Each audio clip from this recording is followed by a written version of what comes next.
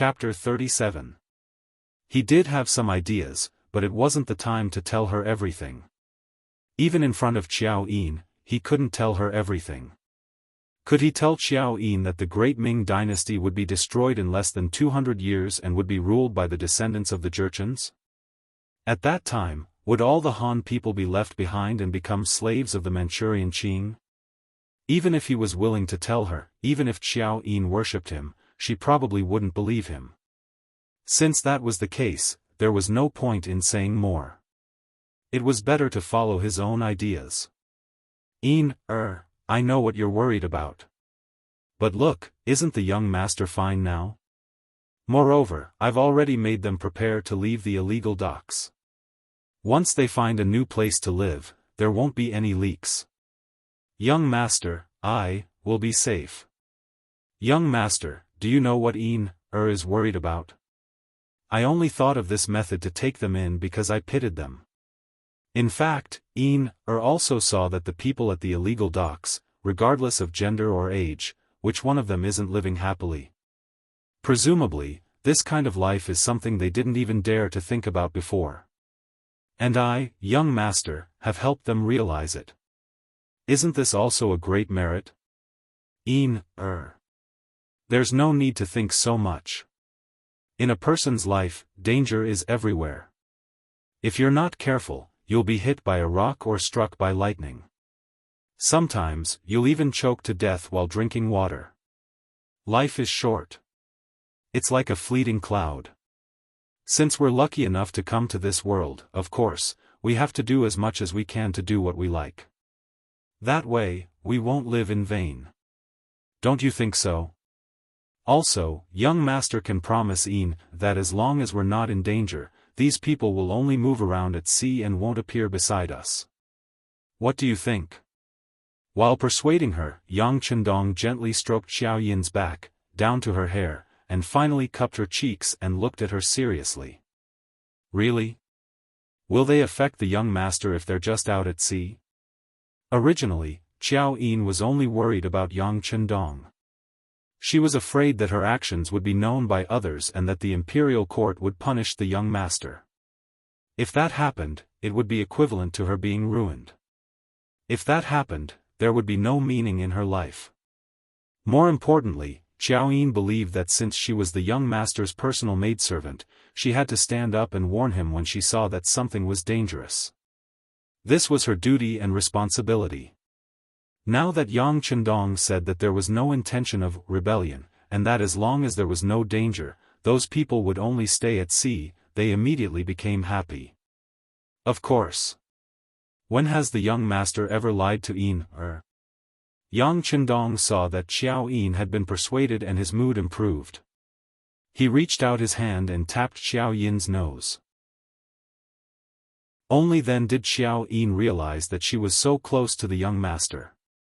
Her face immediately turned red, and when she felt a light scratch on the bridge of her nose, she threw him a coquettish look and said, "Young master is naughty."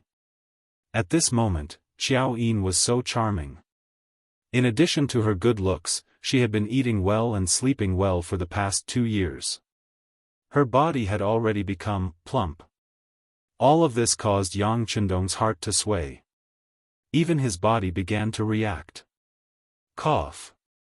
In order to avoid awkwardness, he felt that his body was only 17 years old. It was still too early for him to do certain things. He should wait a little longer. Otherwise, it would be detrimental to his health. Thus, he forcefully suppressed the excitement in his heart and tilted his head. With a sleepy expression, he said, "That Yin, the young master is tired. He wants to sleep for a while." Xiao Yin had already noticed Yang Chendong's tall tent. She was already 18 years old, so she had already heard about it from her mother in the Yang family's old residence. Her face immediately turned red. Her heart was filled with joy because this proved her charm. However, she still said with concern, "Young master, if you're tired, then go to sleep. When it's time to eat, I'll have the tiger's mane stop and call you." "Okay. Okay." At this moment, Yang Chendong felt very uncomfortable. He had actually lost his composure in front of Xiao Yin. After all, he had lived 2 lives. His mental age was already 40 years old. This really shouldn't be happening. He didn't know how to deal with the awkwardness in front of him. He simply tilted his head and went to sleep for a while. June, 1447. Duke Zhangfu's farmland was seized. Eunuch Xining tried to seize Duke Zhangfu's farmland, but Zhangfu refused. Xining's brother Xisheng led his dying slaves to beat up Zhangfu's wife, causing her to become pregnant and die. Zhangfu complained to Yingzong, but Yingzong refused to help Xining's brother. Afterwards, Xining instructed the Qing county magistrate to falsely accuse Zhangfu of seizing 20 hectares of farmland. In June, Zhangfu was ordered to return the farmland to the people. Zhangfu could only obey. He was an old official of 4 dynasties and a meritorious official in the Battle of Jingnan. He led the army south to conquer Annan, destroyed the Hu dynasty, and achieved countless military merits in 3 expeditions to the north. However, in his later years, he still couldn't avoid being bullied. Even a random eunuch could give him a hard time. Even if he complained, he wouldn't receive the emperor's favor. This represented the immense power of the eunuchs. Many old officials were bitterly disappointed.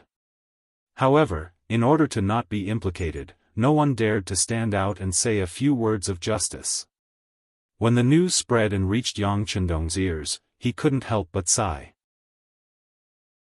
From this matter, he seemed to have seen his own future. Once he entered the capital and became an official, he would have to deal with eunuchs. At that time, how could he let them have their way? If he really offended them, who knew if the same thing would happen to him? If that was the case, wouldn't he have to swallow his pride like Duke Ying?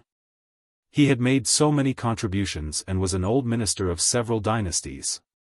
In terms of qualifications and experience, he could be considered qualified. However, he was still unable to escape the fate of being bullied. This was tantamount to sounding the alarm bell for Yang Chendong. It made him firmly believe that maintaining a sufficient armed force was extremely important. A month later, good news came from the Black Pier. After careful planning, Gao Xiong and Leng Song had worked together, and 7 days ago, they had successfully taken Crimson City and taken control of the situation there. The messenger had also sent a few plans and blueprints for the construction of Crimson City. Once the 6th young master agreed, they could begin to implement them. Holding the map of Crimson City, Yang Chendong did not sleep for the entire night. He spent half the morning perfecting the map and marking the locations of the factories. After that, he wrote a letter to Gao Xiong and Leng Song, congratulating them on their victory. At the same time, he reminded them not to be arrogant. They had to follow their previous plan and slowly expand their territory and influence through assimilation. At the same time, they had to seal off Ryukyu Island so that only people could enter and not leave.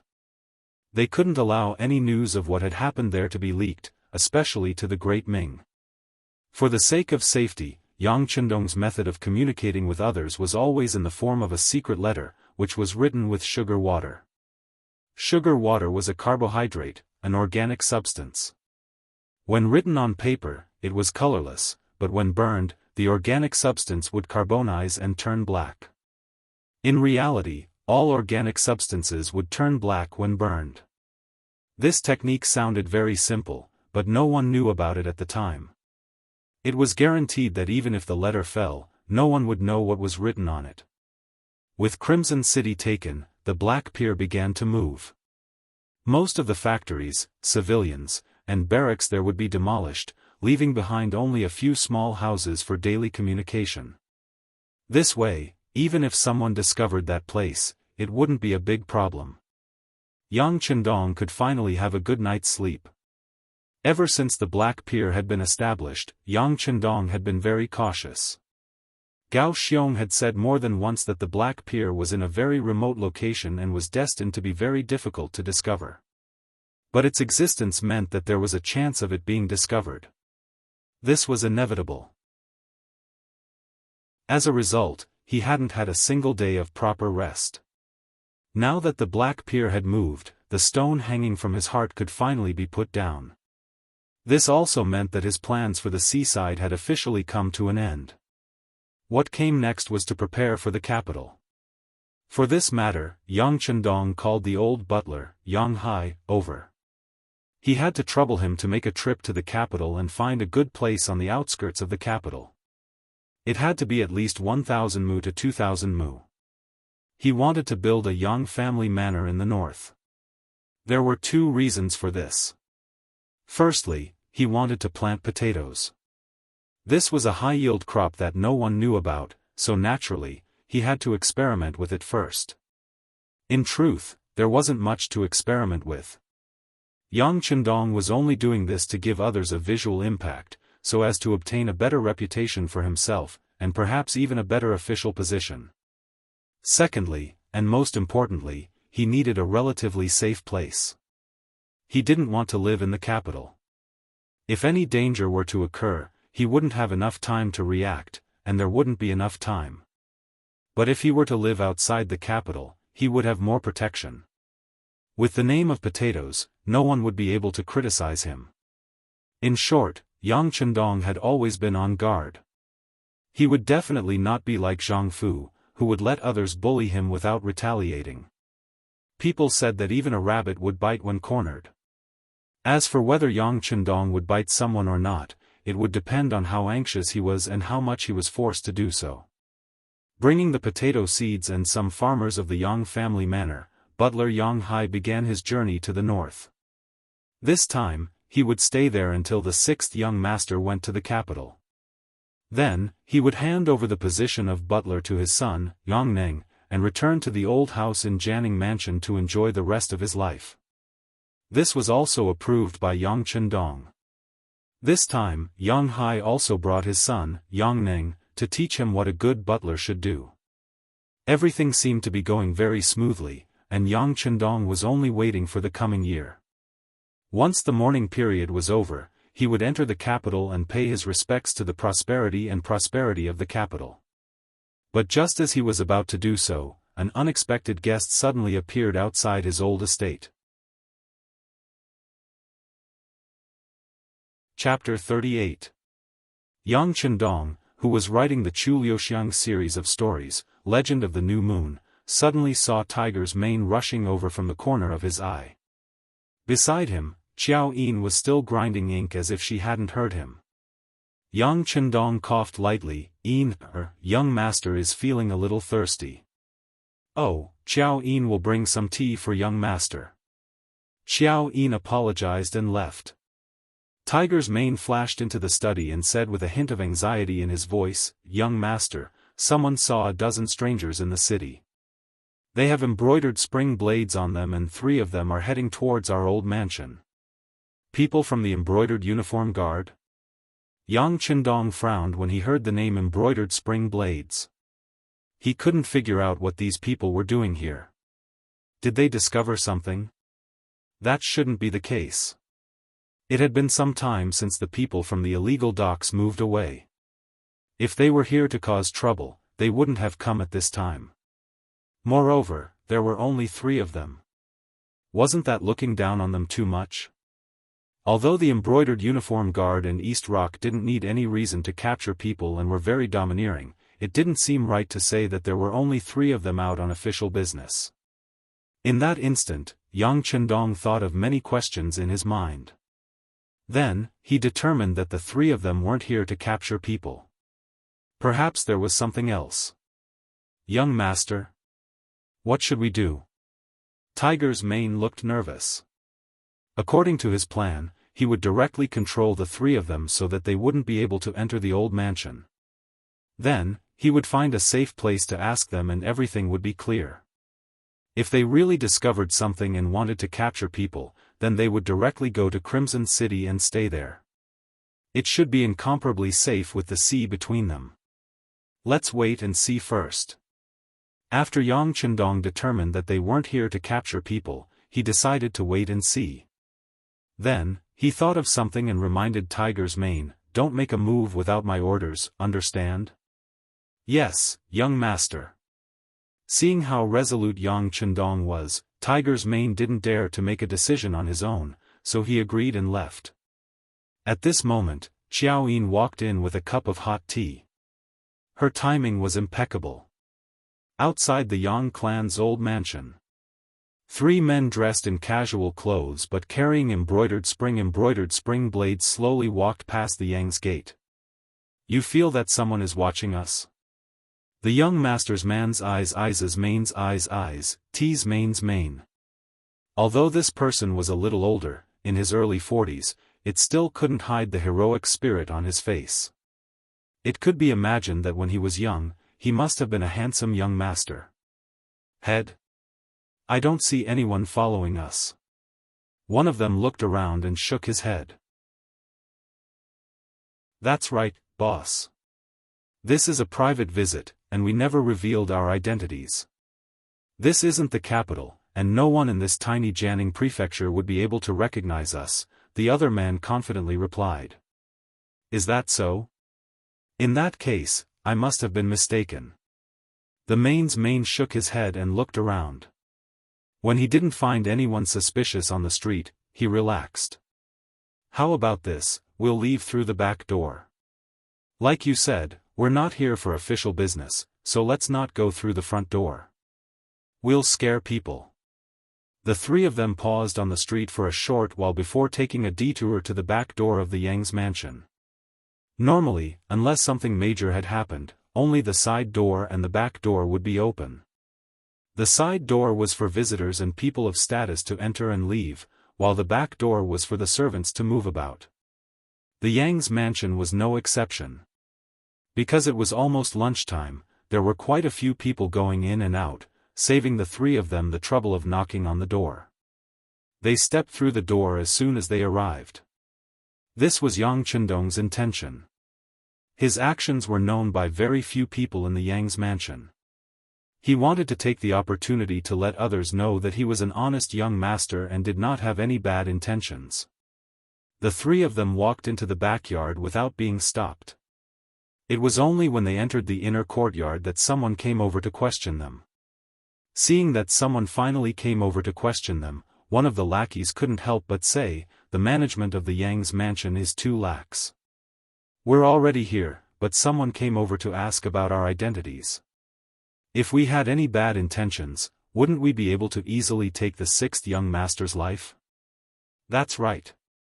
I heard that this person was very powerful, especially when it came to writing martial arts stories.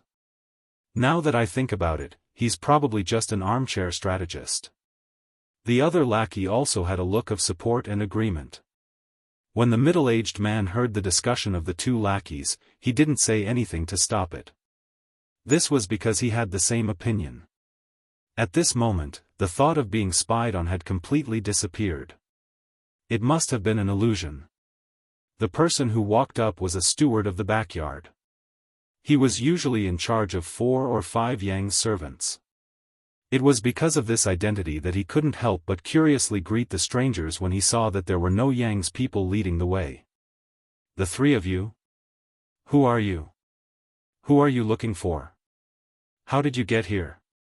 Being stopped, the middle-aged man didn't panic at all. On the contrary, he was very calm and said confidently, we're looking for the 6th young master. We're his old friends. Old friends? Looking at the middle-aged man's age, the steward of the backyard didn't believe it. Who was the 6th young master? How old was he? How could he have friends of this age? Moreover, these people were his friends. It didn't make sense for them to come to the backyard instead of paying a visit to the front door. I don't think you're the young master's old friends. You're here to ask the young master to tell you a story, right? The steward of the backyard thought that he had guessed correctly. With a dark smile, he wanted to shout and summon people to chase these 3 people out. Ever since the rise of Yang Bao, there were many people who wanted to see the 6th young master. However, because the young master rarely received guests, he used the excuse that it wasn't appropriate for him to receive guests at home. This caused some people to have crooked thoughts. There really were all kinds of people. The three people in front of him were probably people who wanted to fish in troubled waters from the backyard. The steward thought that he had seen through the clues. He opened his mouth and was about to shout when a pair of large hands flashed over and covered his mouth. "Let me tell you, if you don't want to cause trouble, don't shout." The person who made the move was the middle-aged man. As he spoke, he took out an ivory belt. It was the special identification of the embroidered uniform guards. There were all kinds of rumors about the embroidered uniform guards and the East Factory. They really took orders from the emperor and had unimaginable power. They didn't need any evidence to arrest people. Sometimes, they even relied on their mood. In particular, the ivory belt they used made people's expressions change. It went without saying what it represented. Now that it appeared in front of him, the steward's legs went soft and he was about to kneel on the ground. The middle-aged man used a bit of strength and lifted him up. Then, he said in a low and threatening voice, "Which courtyard is the sixth young master in?" "The north courtyard." "The one in the north." Feeling the strength of the hand, as if it could break his neck at any time, the steward of the backyard answered with a pale face. "Lead the way." The middle-aged man casually pushed the steward to the back. A subordinate took the steward. The group of four then walked towards the courtyard where Yang Chendong was. All of this was seen by Yang Lu in the dark. However, because the young master had already instructed not to touch these people, he could only watch. However, the steward of the backyard who went soft was remembered. After this incident, this person would definitely not be able to stay in the Yang family's old residence. He actually dared to betray the sixth young master. Just based on this person would never be employed by the Yang family. Even with the personality of Tiger's mane and the other servants, it was hard to say if they could survive after leaving the Yang family. With someone leading the way, the four of them quickly arrived at the courtyard. However, this place was very quiet. It didn't look like someone lived here at all. At the same time, the middle-aged man also felt a faint murderous aura nearby, as if it could open its mouth and swallow him at any time.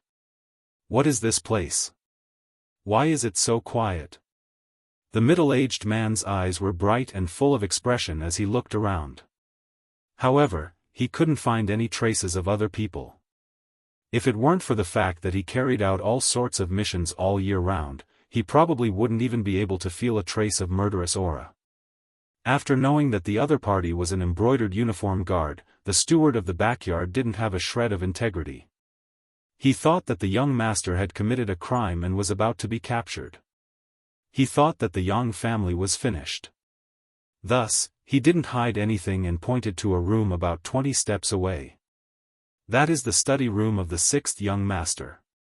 Because the young master likes peace and quiet, servants like us are not allowed to come here. Trash. Seeing that the person in front of him had betrayed his master, the embroidered uniform guard who was holding him snorted angrily and casually threw him to the ground. The other person took large strides forward. From the looks of it, he wanted to scout ahead and see which room the sixth young master was in. Isn't it a pleasure to have friends from afar? However, this doesn't seem to be the way of a guest, does it? Could it be that you want to show off in front of this young master? A slightly immature but confident voice rang out. Following that, a young man in a green robe walked out of the study room, followed by a beautiful maid. He held a folding fan made of ivory in his hand, appearing rather graceful. The people who had appeared were naturally Yang Chendong and Xiao Yin. With Yang Chendong's keen senses, he naturally heard the approaching footsteps and knew that someone had arrived at the courtyard. However, he didn't immediately walk out. Instead, he pointed outside the window for Xiao Yin to see. "Yin, some troubles will appear even if we don't want to. You will slowly understand this young master's intentions." Chapter 39. At this moment, Xiao Yin's face was pale with fright. Someone had actually dared to barge into the young master's courtyard without permission. What were they trying to do? Were they trying to threaten the young master? At this moment, Xiao Yin really wanted to shout. She really wanted to berate Tiger's Mane and the rest for what they were doing. They usually boasted so much about how powerful they were. Why was there no trace of them now? Alright, it's fine. Everything is under the control of this young master. Yang Chendong saw that Xiao Yin was trembling. She was clearly frightened. For a moment, he was a little angry. After comforting Xiao Yin, he led her out of the study. After confirming that there were only 3 people, Yang Chendong's expression turned cold. Entering the courtyard without the owner's permission. How are you any different from bandits? If you can't give this young master an explanation, then don't leave today. As soon as he finished speaking, a man walked out from the flowering trees to the side. This person was tall and sturdy, with broad shoulders and a round waist. He also had a fierce gaze. It was the servant Beta Persei. His appearance could serve as a deterrent, and also ensure that if anyone wanted to harm the young master, they would have to go through him first. In the dark, Tiger's Mane was leading several other servants or personal guards to aim their small crossbows. Next, the young master only needed to say one word, and these 3 people, including the housekeeper in the backyard, would be dead on the spot.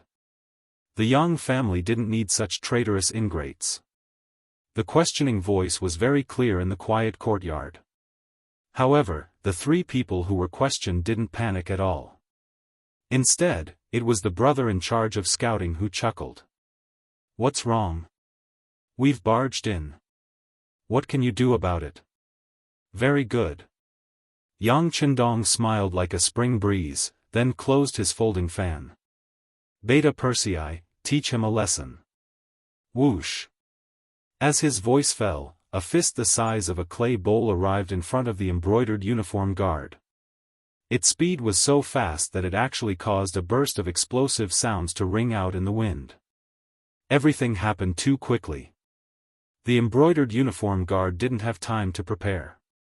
When he saw the fist coming, he instinctively retreated. At the same time, his body leaned backwards like a metal bridge, trying to avoid the fierce punch.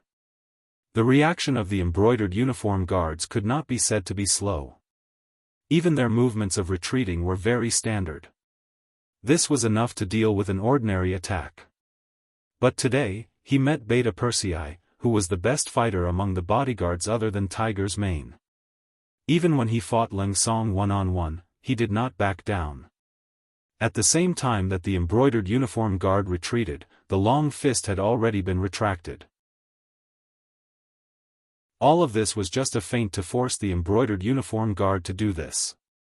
Then, a long leg swept over. In the next breath, it hit the waist of the embroidered uniform guard. Unable to dodge, he was kicked directly. The strength of the kick was so great that the embroidered uniform guard was sent flying. When he landed on the ground, he was already several feet away. You're courting death. Seeing that his companion was attacked and injured, another embroidered uniform guard shouted. Another embroidered uniform guard roared and leaped over. The distance of 7 or 8 steps was covered in 3 strides. Then, his body soared into the air.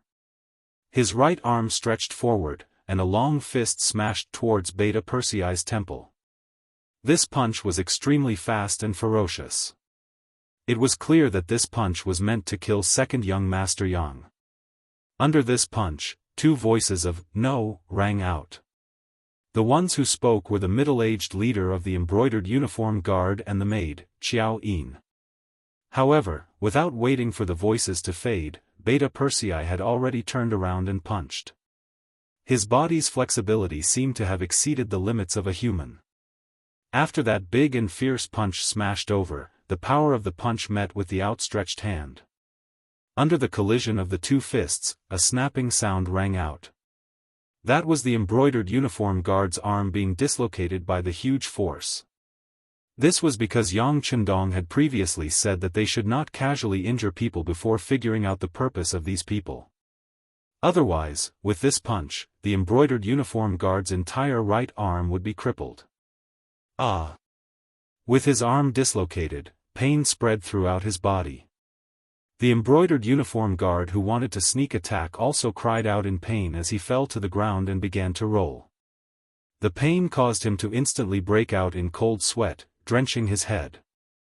This kind of pain was unbearable even for a man of steel. Beta Persei did not even look at the two embroidered uniform guards who fell to the ground. Instead, his gaze fell on the leader. Although he did not say anything, his meaning was very clear. He wanted to take care of him as well. Wait. Seeing that his two subordinates who were quite skilled were unable to withstand a single blow, the middle-aged man knew that he had encountered a problem today. He immediately stretched out his hand and threw an ivory waist token with words on it across the air. Beta Persei reached out and caught it. After glancing at it, he raised his head and looked seriously at the middle-aged man in front of him. He then took a few steps back and came in front of Yang Chendong, respectfully handing over the ivory waist token. Embroidered uniform guard town supervisor Hu Zhangning? Looking at the words engraved on the waist token, Yang Chendong softly read it. But then he raised his head and looked at Hu Zhangning with a puzzled expression. Confusion was written all over his face. That. We were just passing by while carrying out a mission. We have long heard of the sixth young master's reputation and wanted to meet him. But because of the issue of identity, we did not want everyone to know about it, so there was a misunderstanding. Hu Zhangning said with a slightly red face. He did not expect it. But because his daughter was too clingy, he had no choice but to agree to meet the sixth young master. What did he look like? What kind of character was he? This could be considered as an old father-in-law coming to see his son-in-law in advance. Who would have thought that the result would be like this? His two subordinates were beaten to the ground. If he did not reveal his identity in time, he was afraid that the next one to be injured would be him. If that was really the case, then he would really lose all his face here. Since the other party had revealed their identity and expressed their goodwill, Yang Chendong naturally would not use any violent means. At least now was not the time to fall out with the embroidered uniform guard. Other things aside, his brothers and sisters were all in the capital. If he really dared to do this, then the safety of his family would not be guaranteed. When that time came, no matter how much he did, he would not be able to make up for the lack of family affection. So it's the embroidered uniform guard. Chendong has been rude. Beta Persei, hurry up and fix his arm. Pretending not to know anything, Yang Chendong immediately said in a reprimanding tone. Yes, young master, Beta Persei knew that this was an act, but he still pretended to be terrified and quickly agreed. Then he took a few steps forward and gently helped the dislocated arm of the embroidered uniform guard to a sitting position. Then he saw the arm move and shake, and it was already as good as new. After moving for a while, it would be more or less recovered. As for the other person, he only suffered a kick. Beta Persei had already held back. It was extremely painful at the time, but it would slowly recover after a while. Seeing that the two of them were fine, Yang Chendong revealed a blooming smile. Lord Hu, please. This. Sorry to disturb you. Faced with the sixth young master's invitation, Hu Zhangning originally wanted to refuse. He really did not have the face to continue staying here. But since he had already promised his daughter, he had to give an explanation. Although she had seen Yang Chendong, and he was indeed handsome and dashing, just this point alone was not very convincing. He had seen and heard many stories about those who pretended to be dignified but were actually full of thieves and prostitutes. Thinking that through a conversation, he could understand the other party in depth and also be responsible for his daughter. Hu Zhangning finally put his face aside for the time being. After agreeing, he strode into the study. Qiao Yin, serve the tea. Yang Chendong smiled and turned to the side, inviting Hu Zhangning to enter first. After all, in terms of position, Hu Zhangning was a fourth rank, and in terms of age, he was much older than himself. He could even be called an uncle, so it was only right for him to be modest. Beta Persei did not stop Hu Xiangning this time, but turned to the side to let him pass. But then he stood at the door of the study. From the looks of it, if anyone wanted to harm the sixth young master, he would probably go berserk again. A trace of doubt flashed through his heart. Yang Chendong was only a 9th-rank small official. Why would there be such an expert protecting him? Hu Xiangning could not figure it out. When he sat in the small reception room connected to the study, he was still frowning. Lord Hu, my servant has offended you. It was because a thief had broken into the backyard at night. Later on, I had no choice but to ask someone to find such a guard for my safety. Yang Chendong had a look of helplessness. He knew that if this matter could not be explained properly, it would easily become a weakness for others to use against him. So that's how it is. After hearing the explanation, Hu Xiangning's expression immediately became much better. When he thought about how many people would know about Yang Chendong after Yang Bao became famous, it was normal for some people to harbor evil intentions. Naturally, it was reasonable for him to have such a strong guard. Things had a reasonable explanation. Next, when Hu Xiangning and Yang Chendong talked, it was a lot more natural. Governor Yang, this official is actually here to mourn old Master Yang and your mother. My father is the current Minister of Rights. Because he could not casually mention his father's honorific title, Hu Xiangning used his official position to speak. Oh, so it's Minister Hu's family. Chendong has been disrespectful. Hu Xiao's name immediately jumped into his mind. Yang Chendong immediately stood up and cupped his fists in salute. Seeing that Yang Chendong was not narrow-minded because of the unpleasantness just now, and was instead so polite and respectful, Hu Xiangning felt much better. Hu Xiangning felt much better and smiled apologetically. Magistrate Yang, there's no need to be like this. I was a little rash in my actions before. It's fine, it's fine. It's all a misunderstanding. Yang Chendong did not know the relationship between his father and Hu Xiao, but since Hu Xiao was here, he had to be polite first. As for the future, he would leave it to the Security Bureau to investigate.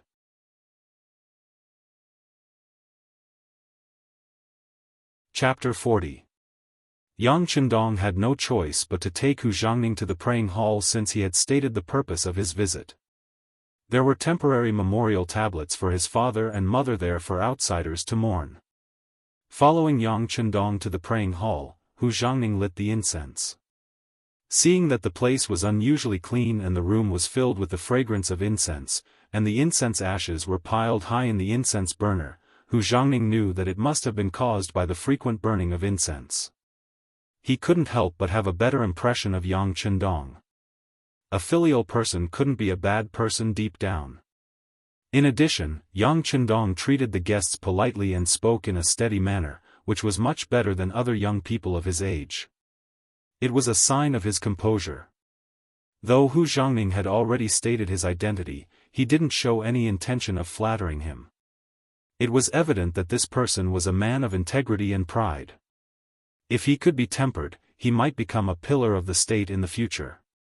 If Hu Xiangning could have such a man as his son-in-law, it would be a good marriage.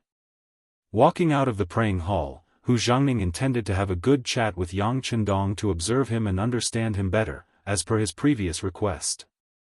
However, due to the embarrassing incident earlier, he refused even though Yang Chendong asked him to stay for dinner. They didn't leave through the back door, but through the side door. As soon as Hu Xiangning and the other two arrived on the street, the subordinate who had been knocked to the ground first said, "Why does the sixth young master have such a highly skilled swordsman by his side? I think we should investigate him thoroughly." That's right. This kind of expert is a top-notch existence even in the embroidered uniform guards and the Eastern faction. If we don't investigate this kind of person thoroughly, it's really unsettling. Another subordinate also said with a face full of indignation. It was understandable that he was angry.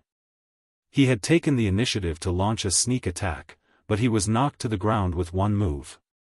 It was truly embarrassing. Enough. Hu Xiangning didn't tell his subordinates that his daughter had asked him to visit Yang Chendong, so they didn't know why he had come. It would be strange if he didn't get angry when he heard that they wanted to investigate his future son-in-law. If you can't beat him, then go back and practice hard. What's the use of complaining here? Also, what happened today was too embarrassing.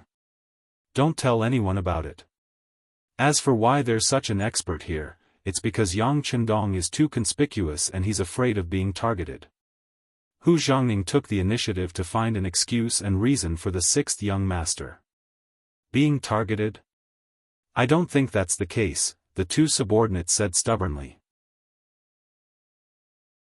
Originally, the embroidered uniform guards were an existence that people looked up to no matter where they went. However, after today's setback, they couldn't be blamed for having such thoughts. That's enough, Hu Xiangning said angrily. He might be his future son-in-law, but he didn't like the fact that people were so suspicious of him just because his bodyguard was a little more agile. Remember, Yang Chendong is old Master Yang's son. It's impossible and there won't be any problems. This was tantamount to the final conclusion. Hu Xiangning was angry. Although the two subordinates were still dissatisfied, they did not dare to say anything. They could only lower their heads and admit defeat. Hu Xiangning left. According to the information from the Security Bureau, the group of 12 people only stayed in an inconspicuous inn in Jianghu Prefecture for one night before leaving. During this time, they did not meet anyone, including the Jianghu prefectural magistrate, nor did they have the slightest intention of making things difficult for the Yang family's old house. This action puzzled Yang Chendong. Could it be that Hu Xiao is really close to my father and they really came to pay respects? Shaking his head, Yang Chendong had to put this matter aside after arranging for the Security Bureau to investigate thoroughly. In the capital, Hu Xiangning returned to his residence after handing in the official task of inspecting the guards in the south. He had just gone to see his father, Hu Xiao, and roughly explained the process of the task. When he returned to the courtyard, his daughter, Hu Yan, came to greet him. The person he didn't want to see the most right now was probably his beloved daughter. He really didn't know how to say it, especially when two of his subordinates were taught a lesson. It made him feel even more ashamed. However, his daughter was not his subordinates. Since she came to find him, he couldn't hide from her even if he wanted to. In the study, Hu Xiangning was practicing calligraphy with a brush, which was also a way to calm his mind. A fragrance came to his nose, and Hu Yan, who was in her prime, walked in happily. "Father, I'm here to pay respects to you. You've worked hard this time." Hu Xiangning's heart sank. He knew that he couldn't hide, so he pretended not to see his daughter's anxious face and continued to write with the brush. However, at this moment, the calligraphy was so awkward that he couldn't calm down. Of course, he couldn't practice calligraphy.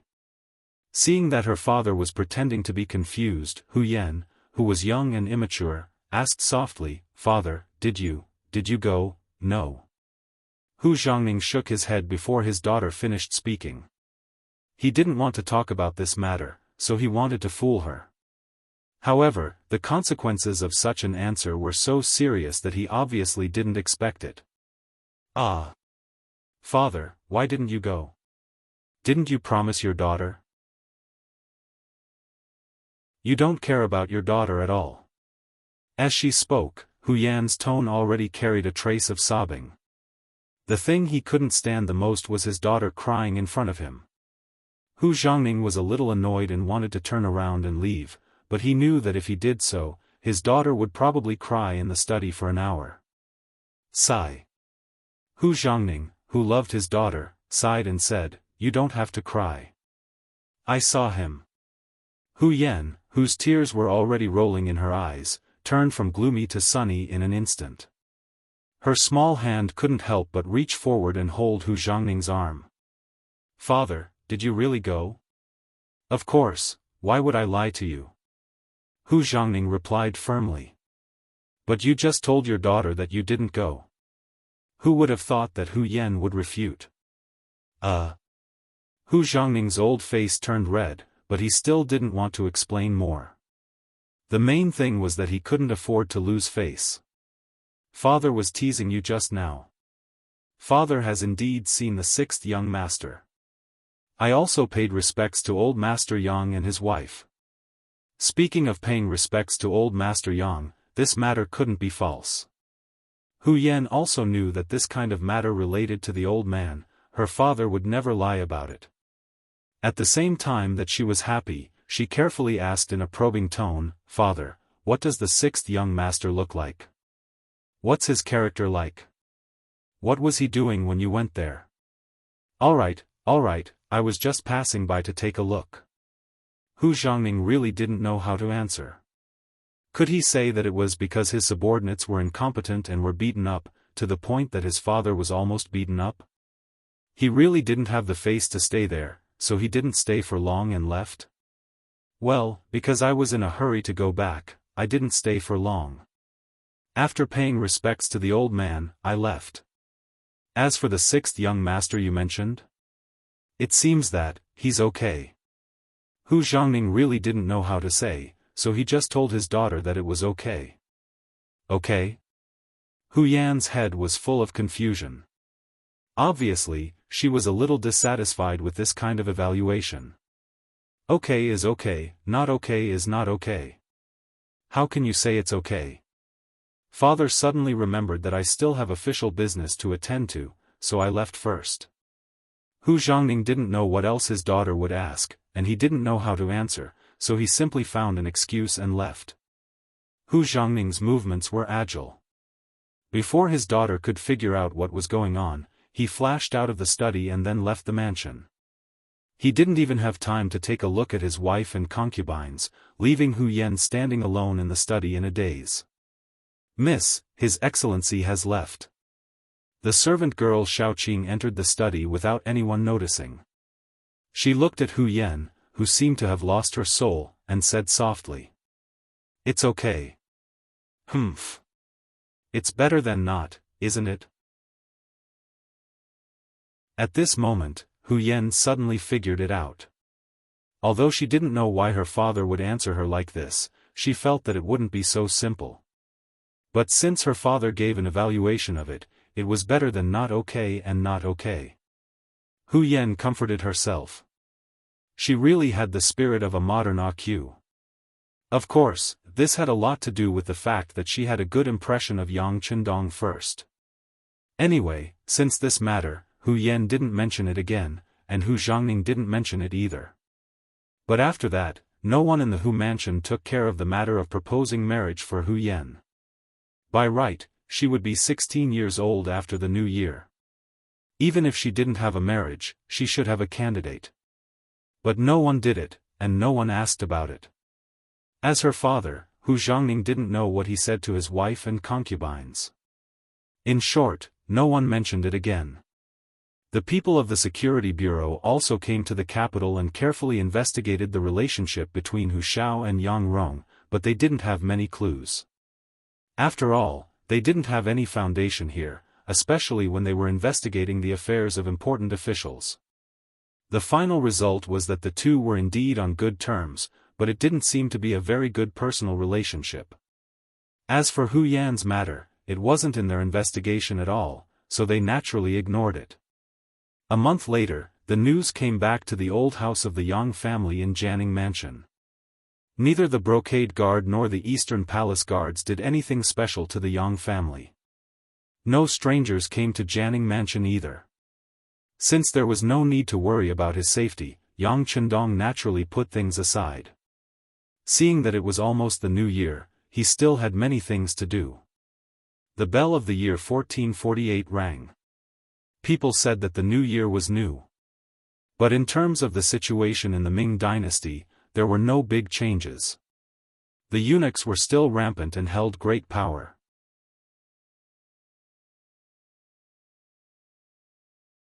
Chapter 41. In February, the Minister of Works, Wang Zhen, resigned and returned to his hometown. He had an upright and proud personality and was also a clean person, so he really couldn't stand Wang Zhen's actions. After he left, Shi Pu took over his position. The instability of the political system made the lives of the people even more difficult. In April, Deng Maoqi of Fujian rebelled. Deng Maoqi and Chen Jingjing revolted. One after another they captured Sha County, Yoshi, and other places.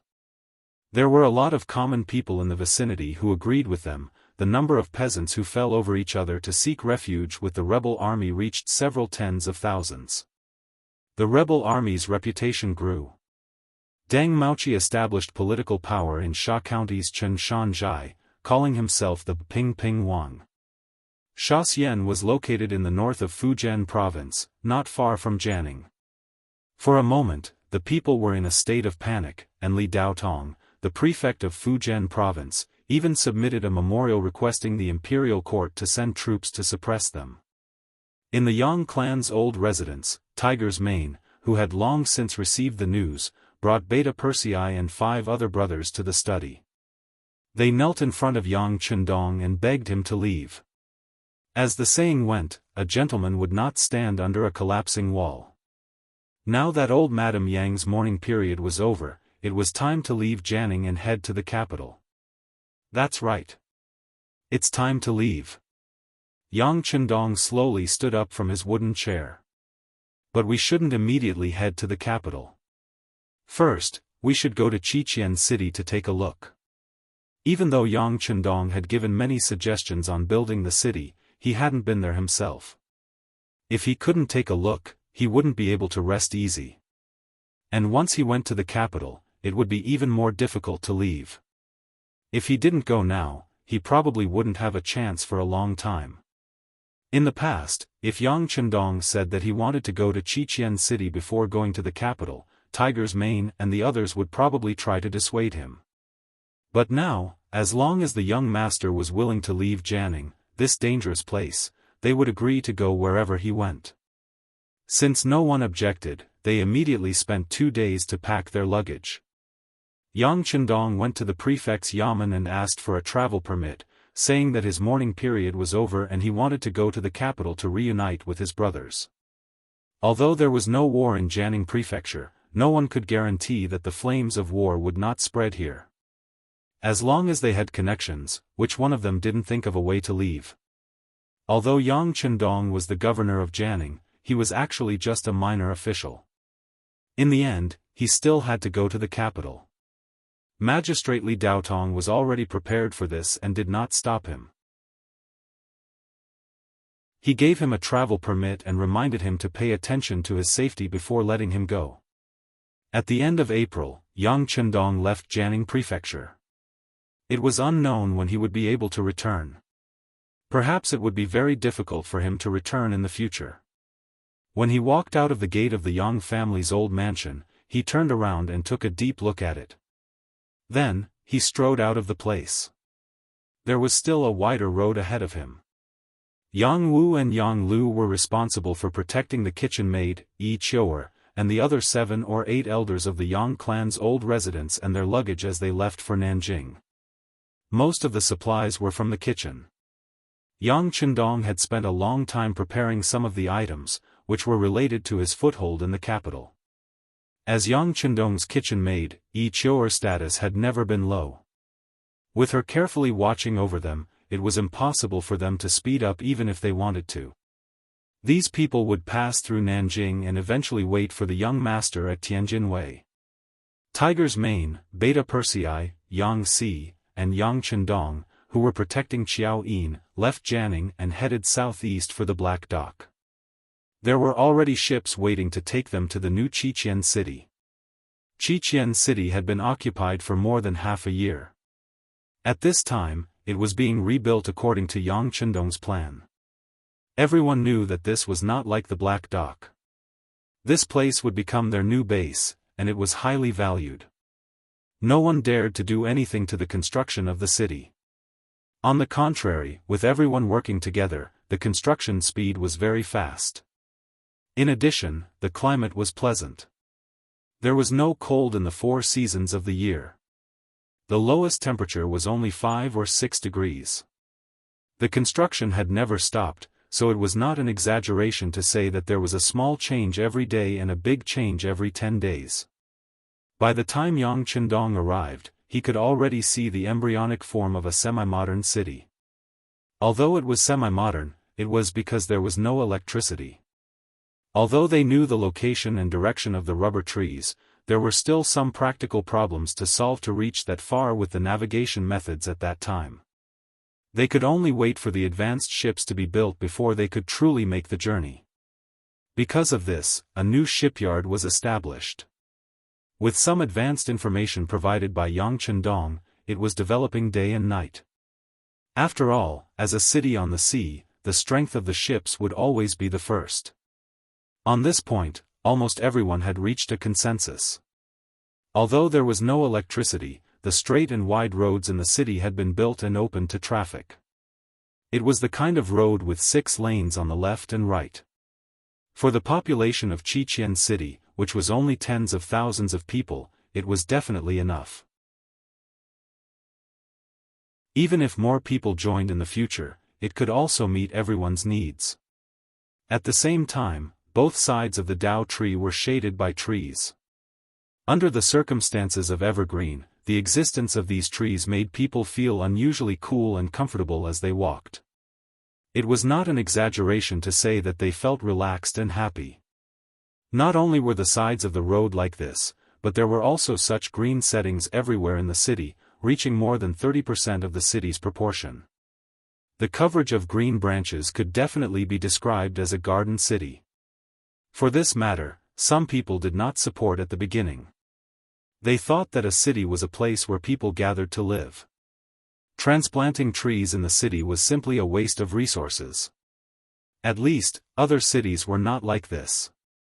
Some people even took Beijing and Nanjing as examples, saying that there were many ancient capitals there, but they did not see so many trees planted in the city.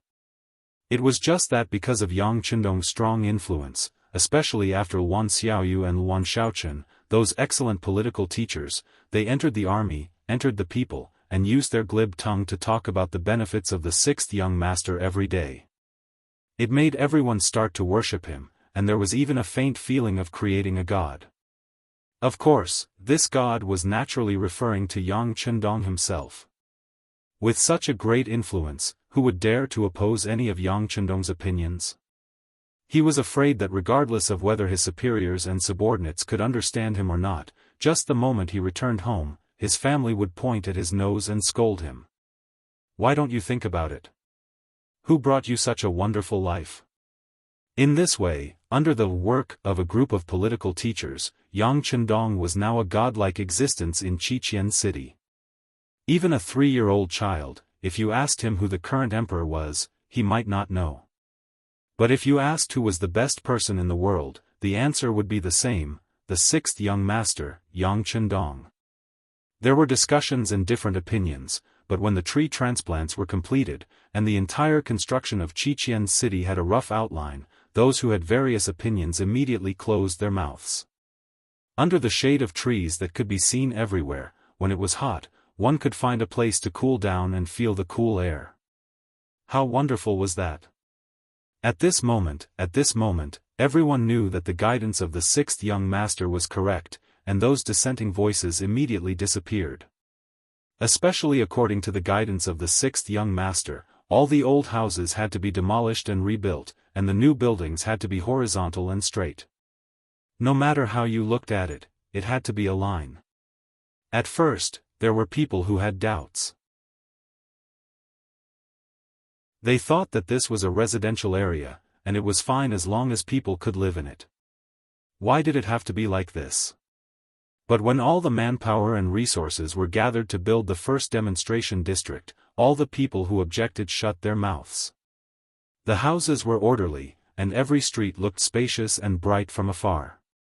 There was a school, a hospital, and a 3-story building that specialized in civil affairs. It dealt with domestic affairs and problems. Every few hundred meters, there would be a public toilet, and a few dozen meters away, there would be a green box of trash.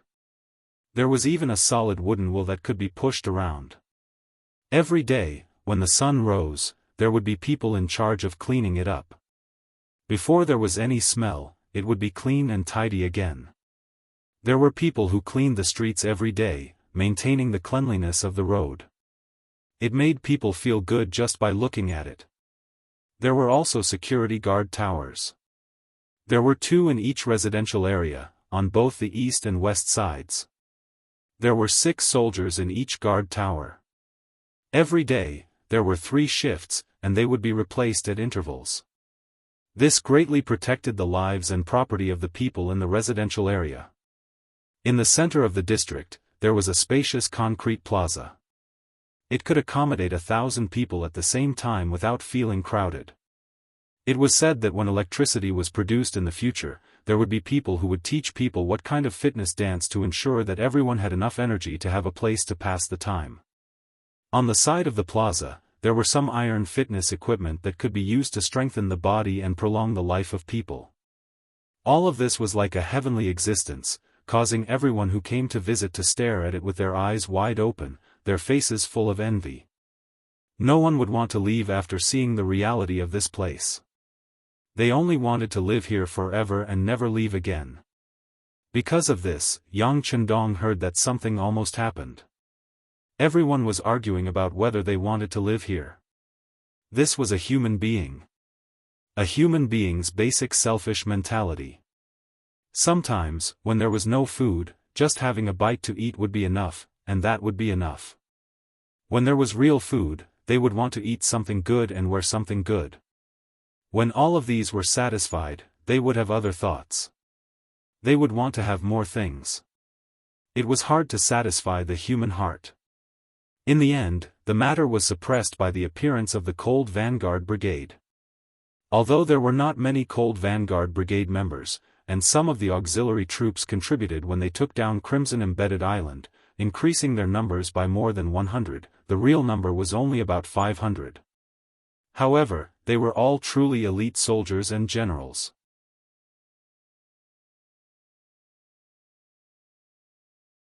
Chapter 42. It was not an exaggeration to say that if they used their equipment and combat power to deal with those semi-modern soldiers who were armed with cold weapons, or at most, firearms, they would be able to fight against 10 or more of them. This was the benefit of having elite weapons. It was like the famous battle in history when Spain conquered the Inca Empire. At that time, Spain only had 200 soldiers, facing the Inca Empire's 100,000 soldiers. With such a huge contrast, the result was so heaven-defying. Spain won, and the Inca Empire was destroyed. For this, Spain obtained countless treasures. Yang Chendong was very puzzled when he heard this from an old military professor in the army. Even the old professor said that not to mention 100,000 soldiers, even if 100,000 wild horses were to charge at them, the result would not be like this.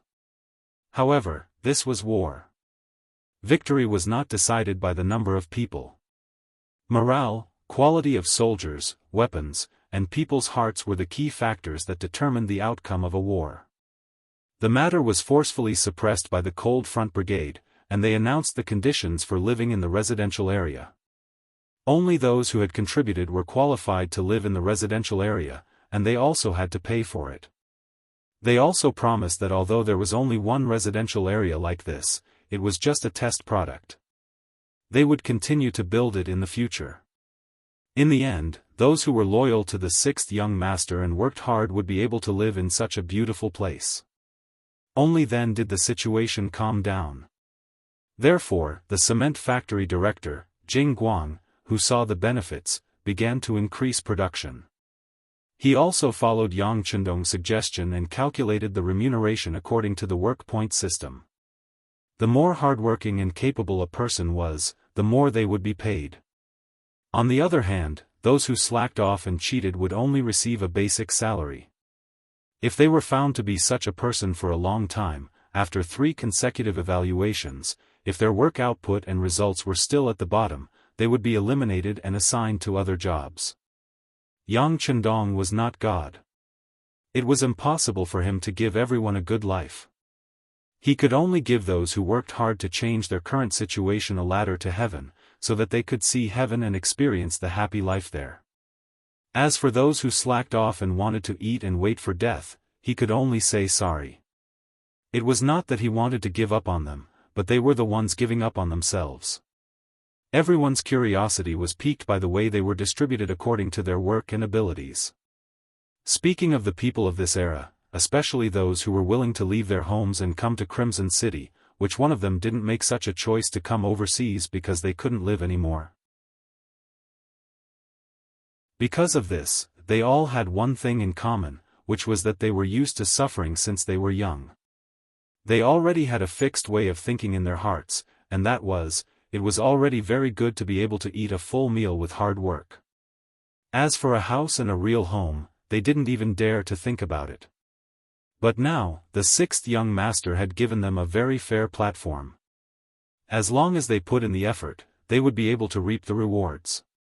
Furthermore, the rewards were quick and tangible. Under such circumstances, who wouldn't work hard? It was also because of the hard work of countless people who had suffered that Crimson City could develop so quickly. Surrounded by the crowd, Yang Chendong's face was as bright as the sun as he inspected the newly built residential area that had yet to be occupied. He was already 18 years old, and in addition to his mentality that was already in his 40s, it made him look even more mature. Very good, your progress is faster than this young master imagined. You've all worked hard. Clatter. Following the applause of the crowd, there were people like Gao Xiong and Ling Song, who were in charge of military affairs. There were also people like the furniture factory director Li Xuanfu, the cement factory director Jing Guang, the paper factory director Kong An, the glass factory director Qin Ming, and the brewery director Hong Shi. For example, Qin Ming was appointed as the glass factory director because of his outstanding ability. After Yang Chendong found enough books and information in the warehouse, the appearance of glass was not a particularly difficult problem. Some things were difficult at the beginning, but once the first product was produced, the following things would be much easier.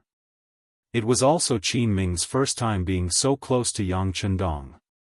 Looking at the sixth young master who was said to be like a god, he was excited and excited. Especially when the first piece of glass that was as smooth as transparent was produced under his supervision, he was a little dumbfounded. He was also full of confidence for the glass cup that was about to be produced. He did not expect that the transparent glass that the sixth young master had mentioned could really be produced. It seemed like the process was not very complicated. Of course, it was not difficult for people who knew how to do it. If one really wanted to do the research on their own, who knew how many years or even generations of hard work it would take to achieve it. Now, every house in the first residential area had this kind of transparent glass installed.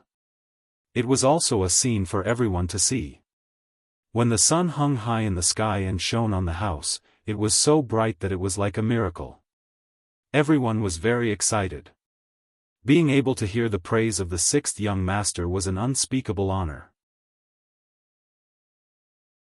Now, everyone only wished that the sixth young master could live to 100 years old, or even live forever.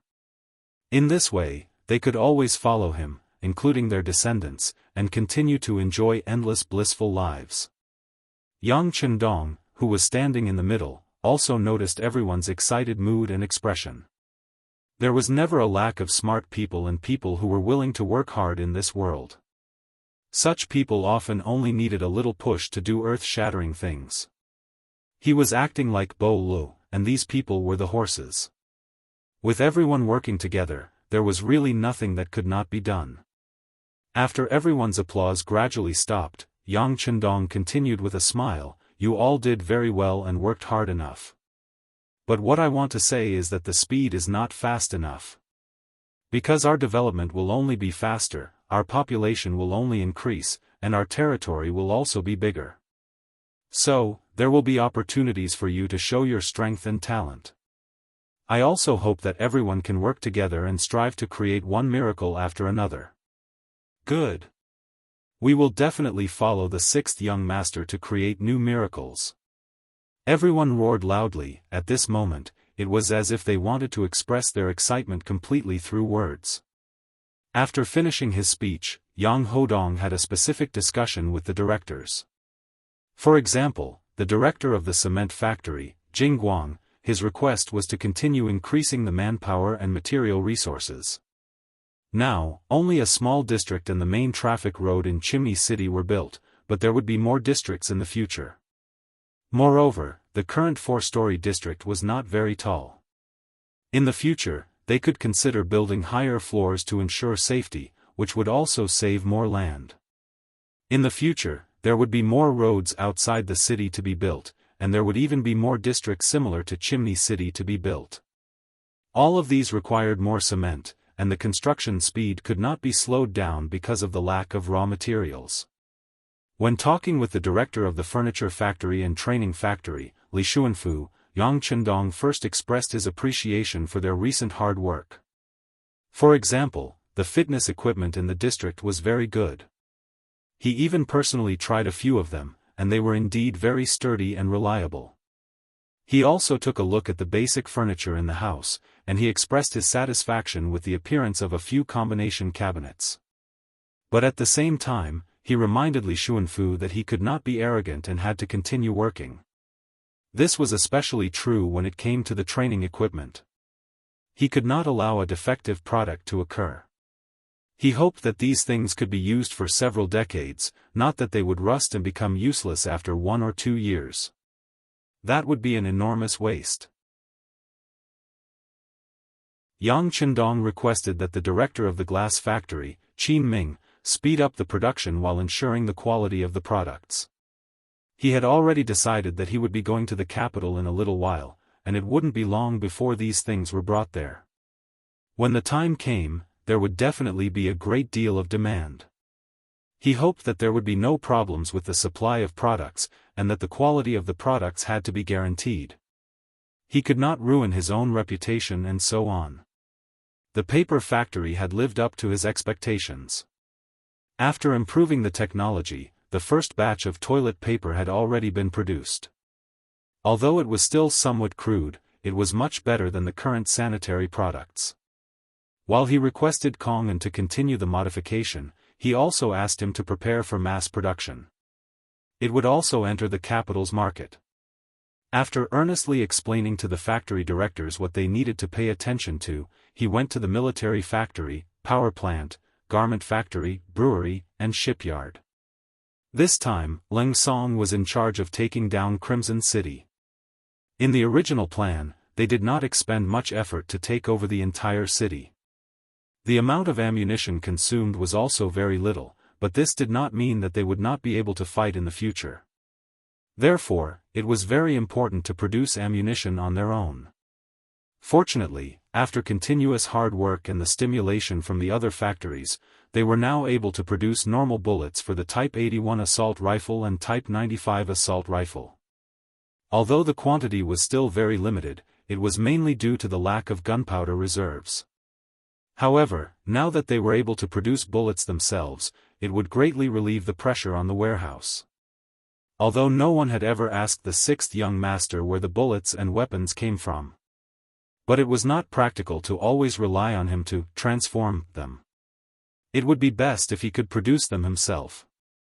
In the garment factory, under Zhou Hua's constant urging and Luan Qi's hard work, the sewing machines had been produced.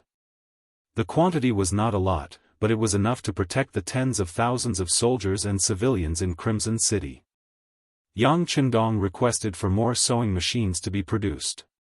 This was because when he went to the capital, he would be importing more underwear, qipao, and even leather shoes. All of these needed to be supplied by the garment factory because it could bring in a large amount of gold and silver.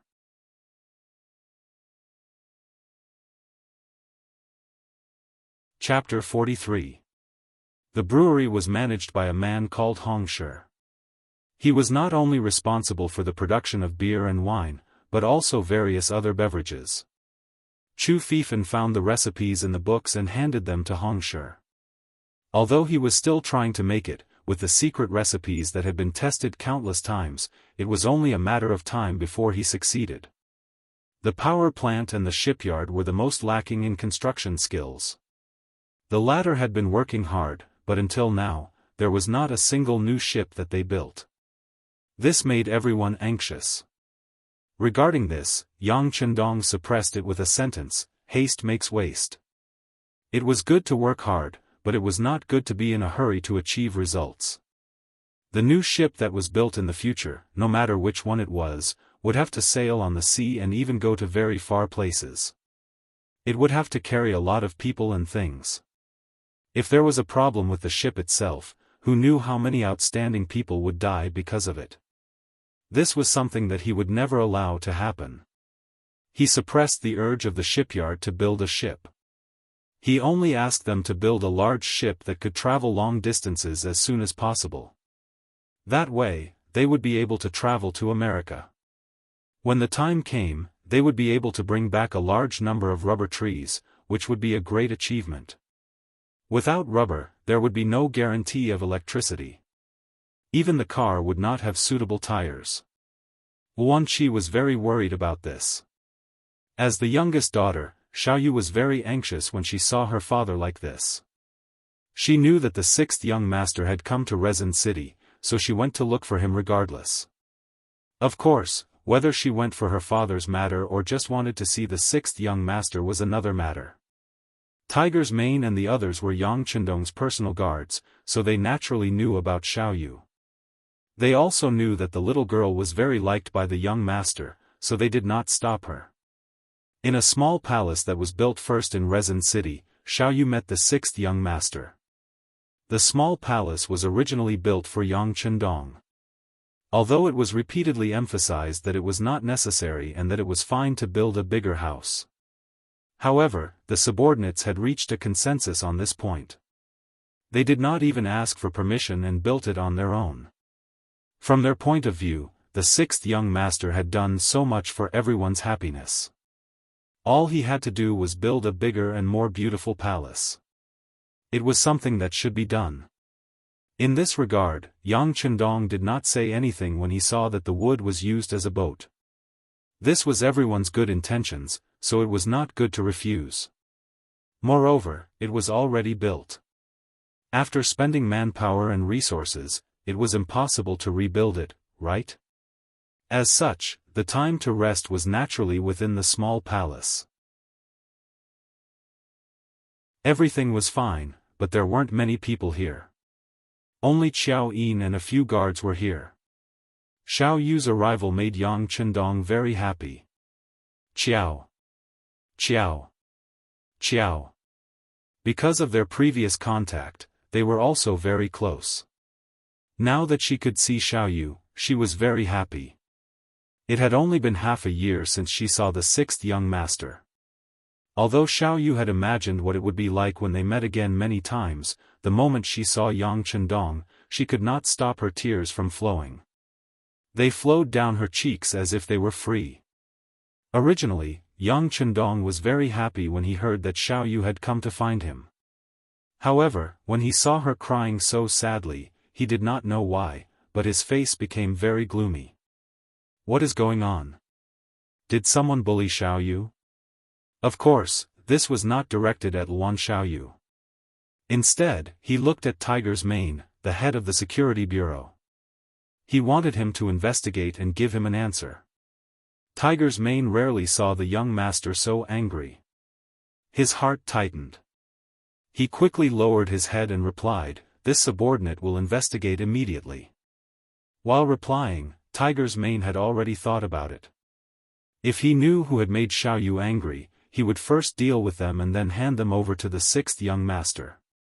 After Tiger's Mane agreed, he angrily rushed out. Xiaoyu was shocked. She knew that she had been misunderstood. She immediately stretched out her arms to stop Tiger's Mane. "Brother Tiger, no one bullied me. It's just that Xiaoyu misses the sixth young master too much." Tiger's Mane opened his mouth wide, not knowing what to say. The was indeed made by Yang Chendong. He knew that he had misunderstood and said awkwardly, "Tiger's Mane, you can go out and stay. There's nothing for you to do here." "Yes." Tiger's Mane hurriedly walked out as if he had been pardoned, leaving Qiao Yin behind. She walked up to Xiaoyu and grabbed her little hand with a smile. "The young master is very nervous. What about you?" "No, I just treat Xiaoyu like a little sister." When Yang Chendong heard this, he quickly explained. He then quickly turned around and went back into the house. He knew that some things would be better if he didn't explain. The more he explained, the messier it would be. When he first met Xiaoyu, he only thought that she was cute. That was why he gave her a piece of gum and hugged her. With his mental age, he really did treat her like a little sister. However, gossip was a fearful thing. In everyone's eyes, the two of them were only 7 or 8 years apart. In that era, it really wasn't a big deal. Some of the children and daughters-in-law of other families were raised at a very young age. After everyone talked about it a lot, even Xiaoyu started to believe it. Although she didn't really understand some things, she knew that the 6th young master was a good person.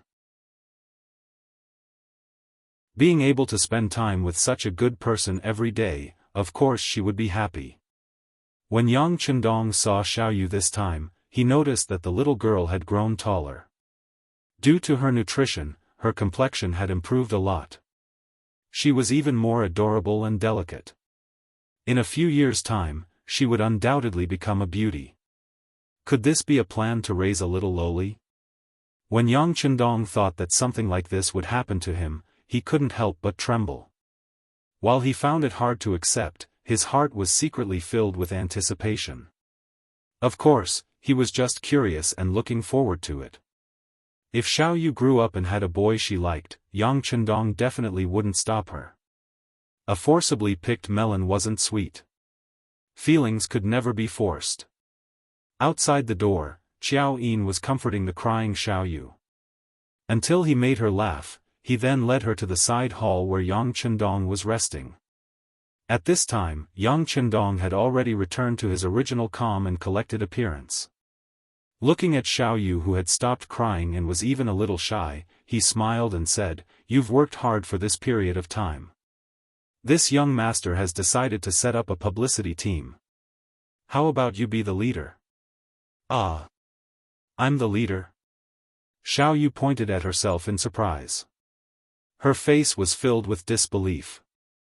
She looked a little cute and mischievous. After returning from the Yang village to the Black Pier, Xiaoyu used the songs that she had learned to praise Yang Chendong. Especially that song, "The East is Red." It had molded the 6th young master into a god who could solve the hardworking masses. This was why in Qiqian City, everyone worshipped Yang Chendong so much. In this, Xiaoyu's contribution was not small. However, she was still a girl who wasn't even 11 years old. Letting her be the publicity team leader was indeed a bold decision. Seeing Xiaoyu's shocked expression, Yang Chendong chuckled, "What? Are you worried that you don't have enough ability? Or do you not have confidence in yourself?" Thinking back to when Gan Luo was 8.5 years old, Hua Tsubing led troops at 16, and went on an expedition against the Xiongnu at 20. With these people as examples, why can't you be the publicity team leader? True talent did not need to be judged by age. Many people who had lived for a long time would also make mistakes when given a heavy responsibility. There were many young people who could create amazing results. Xiaoyu worshipped Yang Chendong a lot. This was an indisputable fact. The publicity team leader's current job was to promote Yang Chendong's achievements. Without a doubt, Yuan Xiaoyu was a very good choice. At least there was no need to worry about her thinking. As for the publicity team entering the homes of the commoners and the army in the future, by that time, she would have grown up. At that time, she might be able to do even better. Even if she did not do well, there was still time to change. At least from the current situation, there were not many people who could replace Xiaoyu. There was another important reason for doing this, and that was to show that Yang Chendong did not stick to one pattern. Thinking about it, if a girl who was not even 11 years old was given a heavy responsibility because of her ability, then what was there to worry about for other young people? This. Can I do it? Although she was encouraged, she still lacked confidence. Yes, if the 6th young master says you can do it, then you can do it. On the other hand, Xiao Yin looked at Xiao Yu enviously. When she was Xiao Yu's age, she did not know how to do anything. She would even be afraid and shy when talking to people. Looking at Xiao Yu, under the careful guidance of the sixth young master, she was indeed able to be given a heavy responsibility. This made her envious. However, although she was envious, if Yang Chendong asked Xiao Yin to do something and wanted her to leave, she would definitely not agree. In her heart, she was already the sixth young master's woman. Even if he did not want her, she would not leave. Even if she had to die, she would die in front of the sixth young master. Xiao Yin also agreed, so Xiao Yu was confident. She was not young, but ever since she learned from Yang Chendong, her horizons had been broadened. Her father, Wan Qi, was the director of a power plant, and her mother, Zhou Hua, was the director of a garment factory. Many of her classmates had also become political instructors in the military. She was no longer the Luan Xiaoyu from a year ago who only knew how to chew gum. She had grown up. If it were not for her young age, Xiaoyu believed that she could have entered the military and become the first female instructor. Now that the opportunity was in front of her, she had no reason to reject it. Moreover, this was the sixth young master's idea, so she could not reject it. Okay, I'll do it. But what should I do with the sixth young master? Xiao Yu pursed her lips, gritted her teeth, and made up her mind.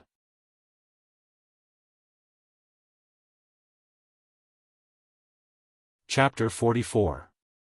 The propaganda team has just been formed, so no one understands what's going on.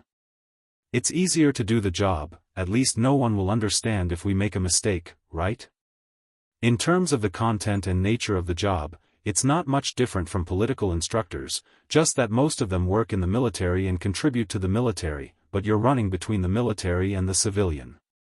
To put it bluntly, you're just there to promote our beautiful life and current situation. You can make up some jingles, sing some songs, give some examples, or even make some stage plays to let more people know about our lives. More people will take the initiative to settle down in Crimson City because of your efforts, contributing to the construction of our city. Of course, you still need to have a core. Yang Chendong explained in detail, but when he reached the core, Xiaoyu suddenly interrupted, I know, to promote the good of the sixth young master, this is the truth. Without the sixth young master, tens of thousands of us wouldn't be happy today. Yes, that's what I mean. Yang Chendong was embarrassed to say some things, but now that Xiaoyu had spoken first, he happily nodded and agreed. Just like that, Yuan Xiaoyu became the first propaganda team leader of Crimson City before the age of 11. She was also Yang Chendong's first propaganda team leader. That night, the sixth young master went to Xiaoyu's house and met with Luan Qi, the manager of the power plant. He advised him to focus on the preparation work, such as accumulating more coal, or thinking about the preparation work for wind and hydroelectric power generation. Once they found the rubber tree that could wrap and insulate the plants, it would be the time for the power plant to develop rapidly. Currently, the most important task was to help dressmaker Stone make more mechanical sewing machines. After settling the matter with Xiaoyu's family, Yang Chendong went to inspect the military and city defense. For the city's defense, Yang Chendong proposed to build 4 10-foot-tall watchtowers with high-powered binoculars. This way, once enemies or ships approached, they could be alerted in advance. This way, Crimson City would have more time to react. At the same time, they also built a fort outside the city. Not only did they have the Type 75 105mm recoilless cannon, they also prepared the Type 59-1 130mm cannon with an effective range of 30 kilometers. It could completely destroy the enemy before they even got close. This was because the cannons were too powerful. For safety reasons, Yang Chendong was worried that he would be hit by the cannons when he came here in the future. Thus, he only took out 2 cannonballs and locked them up. It requires the consent of Gao Xiong, Yu Guang, and the rising star Nye Tong before it can be used. Yang Chendong was using restrictions to control the army. There was no other way. Since ancient times, many facts had proven that the leadership of the army was so easy to change hands, and so easy to get into trouble. Yang Chendong also requested that in the future, whenever the Chisan city navy went out to sea, they would have to hang a bright 5-starred red flag. He also said that 4 of the 5 stars represented scholars, agriculture, industry, and commerce, which were the components of a city and a country. As long as there was such a flag sailing on the sea, it would be protected. Of course, if other ships dared to fake the flag, there was no need to be courteous, and they would be dealt with first. After inspecting the navy, Yang Chendong met with the captain of the army, Leng Song, and told him about the Deng Maoqi uprising in Fujian. Leng Song, it's time for you to perform. Didn't you always say that you didn't have a chance to display your abilities? Now, I'll give you that chance. I'll allow you to bring 100 members of Leng Feng and 500 support troops inland. But remember, unless it's absolutely necessary, do not harm the civilians. They are all our compatriots, and they are all Han. You can bring as many talents back to Crimson City without drawing any attention. We have too few soldiers and too few citizens. Hearing that he could finally go out and carry out his mission, Leng Song's calm demeanor changed, and he became extremely excited. Sixth young master, if we meet the soldiers, should we fight or not? Don't fight. Unless it's absolutely necessary, don't make them your enemy. Of course, if you must fight, try not to harm them. Capture them alive and send them to Qian City. When the time comes, I'll get Gao Xiong to send ships to cooperate with you. Yang Chendong shook his head.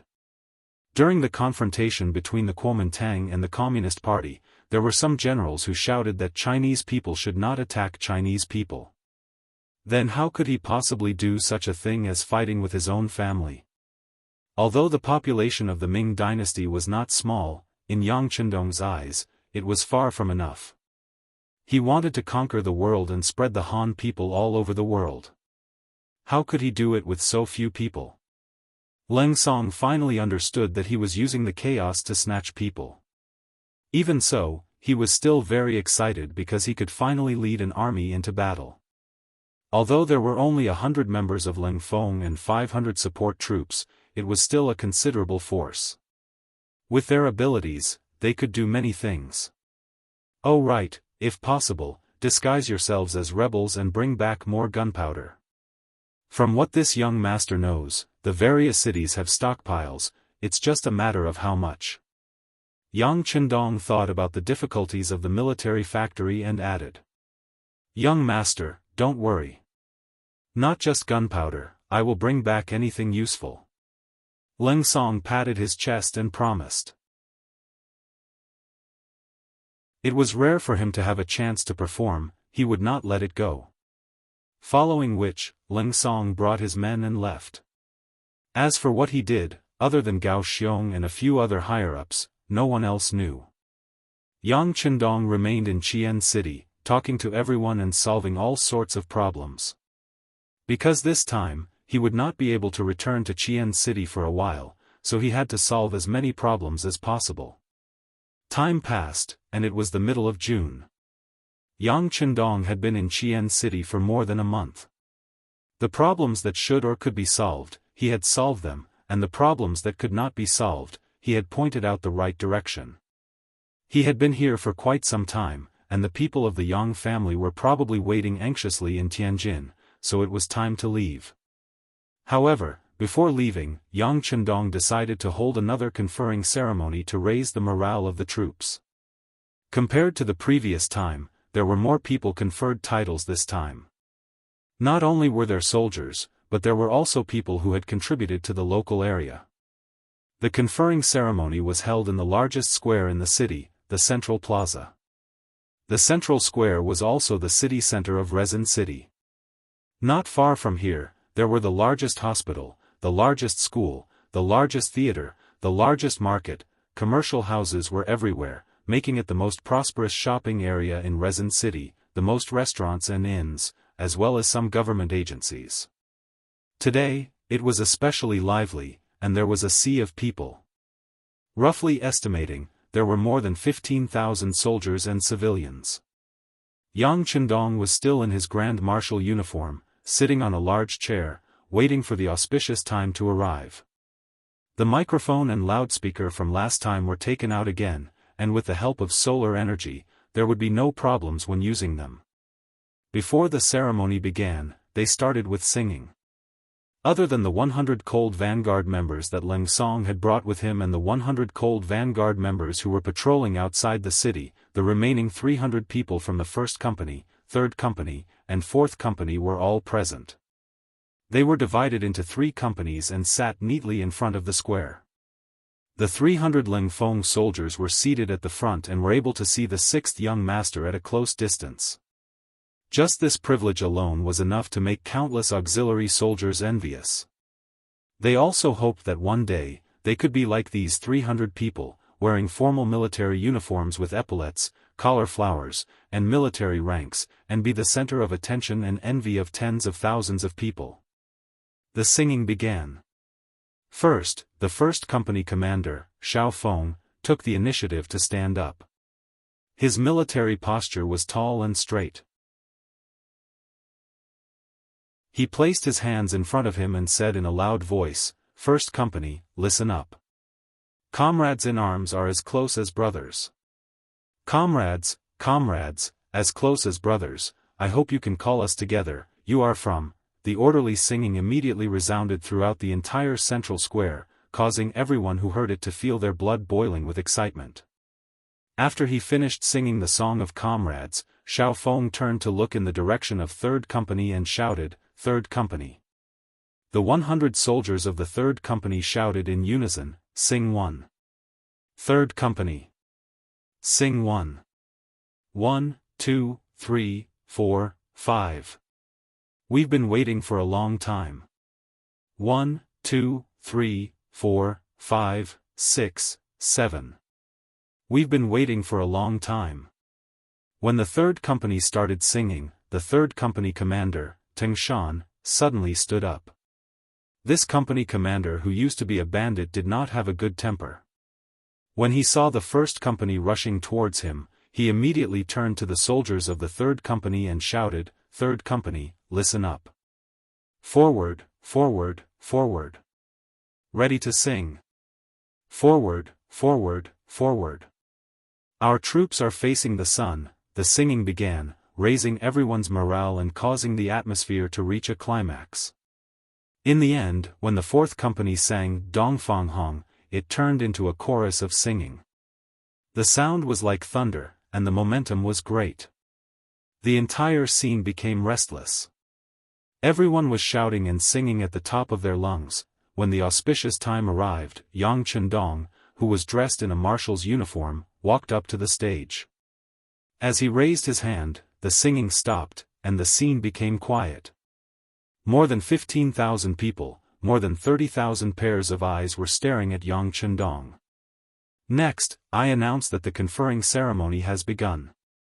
Those whose names are called, please come up to the stage. Tiger's Mane, Gao Xiong, Xiao Feng, Yu Guang. This conferring ceremony was conducted in 2 ways, civil and military. Tiger's Mane, who was promoted from captain to major, was currently the person with the highest rank other than Yang Chendong. He was also the first officer in the system to become a field officer. Next were Gao Xiong, who was promoted to captain, Leng Song, who was not here, so someone else took the captain's rank, Xiao Feng, Teng Shan, and Yu Guang, who were promoted from 2nd lieutenant to 1st lieutenant. The newly conferred ranks were naval officer Nie Tong, who was promoted to 2nd lieutenant. The newly established captain of the Wolf Fang Special Forces, Tai Hu, was promoted to 2nd lieutenant. The newly established captain of the Ghost Sniper Squad, Bai Zhua, was promoted to 2nd lieutenant.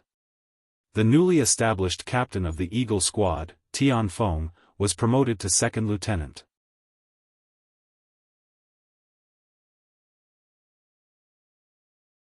Chapter 45. For the sake of Yang Chendong's safety, 2 new groups of guards were added. The first group's leader, Qiu Vi, was given the rank of private first class, the second group's leader, Dao Xiao, was given the rank of private first class, and the newly formed cavalry leader, Zhuge Feng, was given the rank of private first class. The first batch of 5 instructors, He Yang, Song Deshang, Zhu Ziguang, Qi Ming, and Shi Yi, were given the rank of second lieutenant. The first batch of political instructors, Wan Shaochen, Jing Shuang, Kong Jia, Mo Chengyu, and Ji Fei, were given the rank of private first class. Also worth mentioning was the youngest, Wan Xiaoyu. She was appointed as the first propaganda leader and was given the rank of second lieutenant. Wearing the modified female officer's uniform, she looked valiant, showing off her noble temperament. It was unknown how many people's eyes lit up when they saw her. Many girls had already vowed in their hearts that they would work hard to exercise their bodies, study hard, and join the army in the future. They would become female soldiers and wear this eye-catching female military uniform like Wan Xiaoyu. Presumably, at that time, the door would be broken by the boys who would come knocking on the door. After Wan Xiaoyu, more than 100 official soldiers who had been transferred from auxiliary soldiers to the cold vanguard came to the stage. This was the last time Yang Chendong would give a title to a group of ordinary soldiers. This was because in the future, as the number of soldiers increased, he would not be able to handle it all by himself. Titles, necklaces, badges, and guns were given to each soldier. After the military titles were given, the next step was to give out awards to those who had contributed to Xian City. There was also an appointment ceremony. The award system was set up to encourage those who had made a special contribution. There were 7 grades.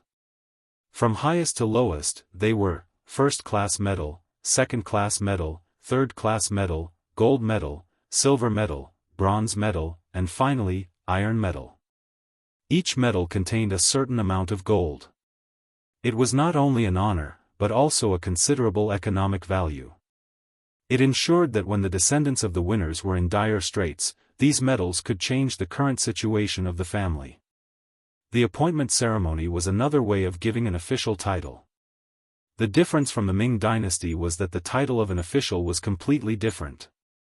From the lowest to the highest, it was divided into 11 grades, namely, Section Chief, Section Chief, Section Chief, Deputy Section Chief, Section Chief, County, Deputy Bureau Chief, City, Deputy Minister, Province, and the highest grade was the National Committee member.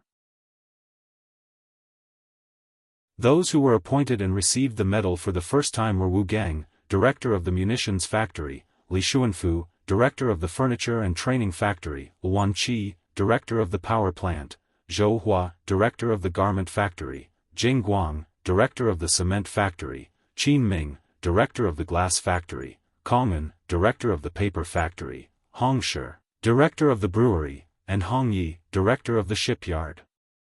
They were all appointed to the rank of section chief and awarded silver medals. Whenever someone went up to the stage to receive an award, there would be a round of applause from the audience. The thunderous sound greatly twisted everyone's hearts together.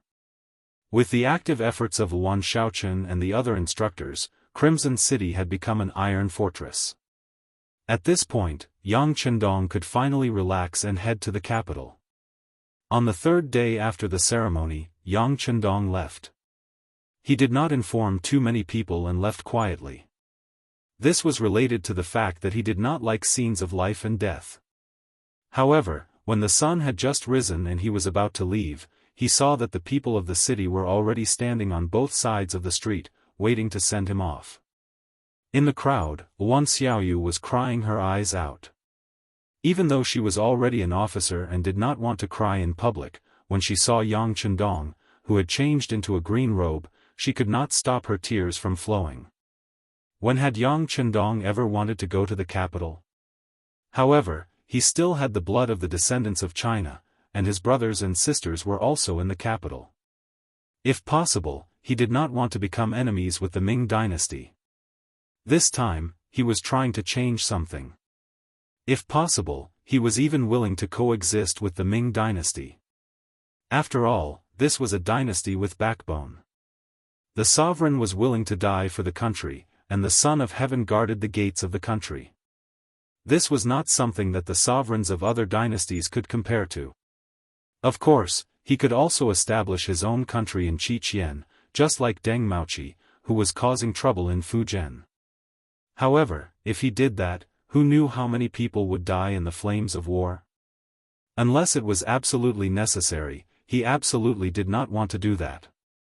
As Yang Chendong was about to leave, Gao Xiong, the highest military commander, appeared in the front row. Gao Xiong, this stay is too short. This young master wanted to go with you to explore Ryukyu Island. It would be best if we could fight a few battles to our heart's content, but time waits for no one. I will leave this matter to you. But remember, if you can avoid killing people, do so. Most of the people living here are Han, and they were forced to leave their homes to come here. Give them a chance if you can, understand? This was not the first time this matter had been emphasized, and Gao Xiong immediately stood at attention. Young master, be at ease. Gao Xiong will definitely kill fewer people and capture more people. Okay. Yang Chendong gave a firm nod, and then, under the protection of his guards, he followed the smooth and spacious cement road out of Crimson City, accompanied by the reverent gazes of the soldiers and civilians. Compared to when he had first arrived, the number of guards at his side had greatly increased. When he had arrived, including Qiao Yin and Yang Chendong, there had only been 5 of them, but now, there were 25 of them. Qiu Vi and Dao Shao each led 2 groups of 20 guards. The group boarded the ship first, and then, when it was almost noon, they arrived at the Black Pier and disembarked. Tell them to keep a sufficient distance from us. If there's no danger, don't appear. Yang Chendong didn't want to be too ostentatious. He was going to the capital, a dragon's pool and a tiger's den. There were all kinds of people there. If they found out that he, a mere 9th-level official, had returned to the capital with so many guards, it would be strange if they didn't become vigilant. Tiger's mane went to inform Qiu Vi and Dao Shao. Within the carriage, Qiao Yin leaned against Yang Chendong and said with a yearning expression, "Young master, Yin, also wants to be a female officer. Little sister Xiaoyu's military uniform is so beautiful. Yin is so envious. Good. If Yin is willing, I'll have one made for you in the future." When he thought about how the grown-up Qiao Yin would look in a military uniform, Yang Chendong's eyes couldn't help but reveal a hint of longing and anticipation. Qiao Yin did not notice any of this. She was a little careless, so she asked in a bold and unrestrained manner, "Young master, is the capital fun?" This young master only stayed there when he was a child, so I don't have much of an impression of it. But I think it should be fun, Yang Chendong said with a hint of hope in his eyes. This was the capital of the great Ming Dynasty, the predecessor of Beijing. He truly wanted to see just how majestic and magnificent that place was. Without the wide cement roads, the carriage could not go fast even if they wanted to, and they also had to consider Qiao Yin's feelings. Just the journey from the Black Pier to the Tianjin Guard took more than a month. After meeting up with Yang Wu, Yang Lu, Yi Qiu'er, and the others, they began to make their way to the capital. Even though it wasn't a very long distance, it still took them 10-some days to walk. By the time they finally saw the high walls of the capital, it was already the end of the 8th month. Steward Yang Hai had long ago received the news and had been waiting at the gate with his son Yang Chendong. When he received Yang Chendong, he did not even enter the gates of the capital. Instead, he circled around the walls of the capital and made his way to the New Yang Manor 15 li south of the city. As early as last year, Yang Hai had used the money to buy a manor with a total of 2,000 mu of land. Now, there were high-yield potatoes planted here that no one knew about. Seeing that the harvest was not far away, some of them had basically matured. After more than a month of traveling, even Yang Chendong was exhausted, let alone Qiao Yin and Yi Qiu'er. The moment they arrived, they found their rooms and went to sleep. Yang Chendong truly could not rest at this time, as there were far too many things he needed to take care of. He first met with Yang San, who had arrived 3 months earlier, and gained a basic understanding of the current situation in the capital. From what he had heard, Wang Zhen and the other eunuchs were still in control of the court. Although Zhu Qizhen was already 21 years old, he was still like a child, listening to his teacher, Wang Zhen, on everything, to the point that he had lost his ability to make basic judgments. As a result, those officials who did not like this and refused to lower their heads to Wang Zhen were mostly punished. There were even some who were imprisoned by the Eastern Cabinet. Other than the ministers of the 6 bureaus and a few important officials, very few people could stand in the imperial court and speak the truth. The situation was so severe that it was no wonder the incident at the Tumu Castle occurred 1 year later. It was precisely after that incident that the Great Ming began to weaken, entering the middle stage of its development. Zhu Qizhen was not a bad person at heart, and he had a good heart. It was just that he was not good at using people. For example, when it came to eunuchs, he had first used Wang Zhen, and later on, he had used Chao Jixiang, causing the Great Ming to constantly fall from grace. This was particularly true of Wang Zhen. It had clearly been proven that he was the greatest culprit behind the Tumu Castle incident, but later on, when Yingzong regained the throne, he had actually rehabilitated him and granted him a temple. Yang Qindong truly didn't know what to say in the face of such an emperor. As he had said before, Yang Qindong did not want to become enemies with the Great Ming, and he still felt some admiration for this dynasty. Besides protecting the safety of the Yang clan, he had also come to the capital to single-handedly reverse the course of the imperial court. But now, it seemed that while his thoughts were beautiful, reality was cruel. Yang Qindong retracted his thoughts and thought of his older brothers and sisters. Enough. Tell me about my family.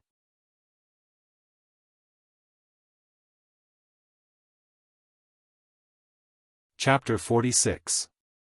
There was no doubt about Yang Rong's ability to govern. Even when it came to giving birth, he had a total of 13 children. 6 of them were boys and 7 were girls. In that era where medical treatment was not advanced, giving birth to a child was like going through the gates of hell for many pregnant women. However, these children had all grown up. Other than the second daughter, Yang Xia, who died of illness, the others were all living well. Moreover, her brothers were all officials, and most of her sisters were married to people with official positions. The eldest brother, Yang Gong, went by the courtesy name of Yushan. He was the deputy of Shangbao, a rank 6 official. He was in charge of the emperor's imperial jade seal, talisman, and seals. However, it was just a nice title. In reality, it had nothing to do with him. The second brother, Yang Rang, went by the courtesy name of Xingda. He was the one who was doing the best. He was in charge of the Ministry of Rights and was a rank 6 official. He was also the only one who had some actual power. Yang San's investigation showed that this second brother wanted to replace his eldest brother and become the leader of the Yang family. The third brother, Yang Shi, went by the courtesy name of Wan Ming. He was in charge of the Ministry of Rights and was a rank 9 official. In the end, he was just a little stronger than ordinary officials.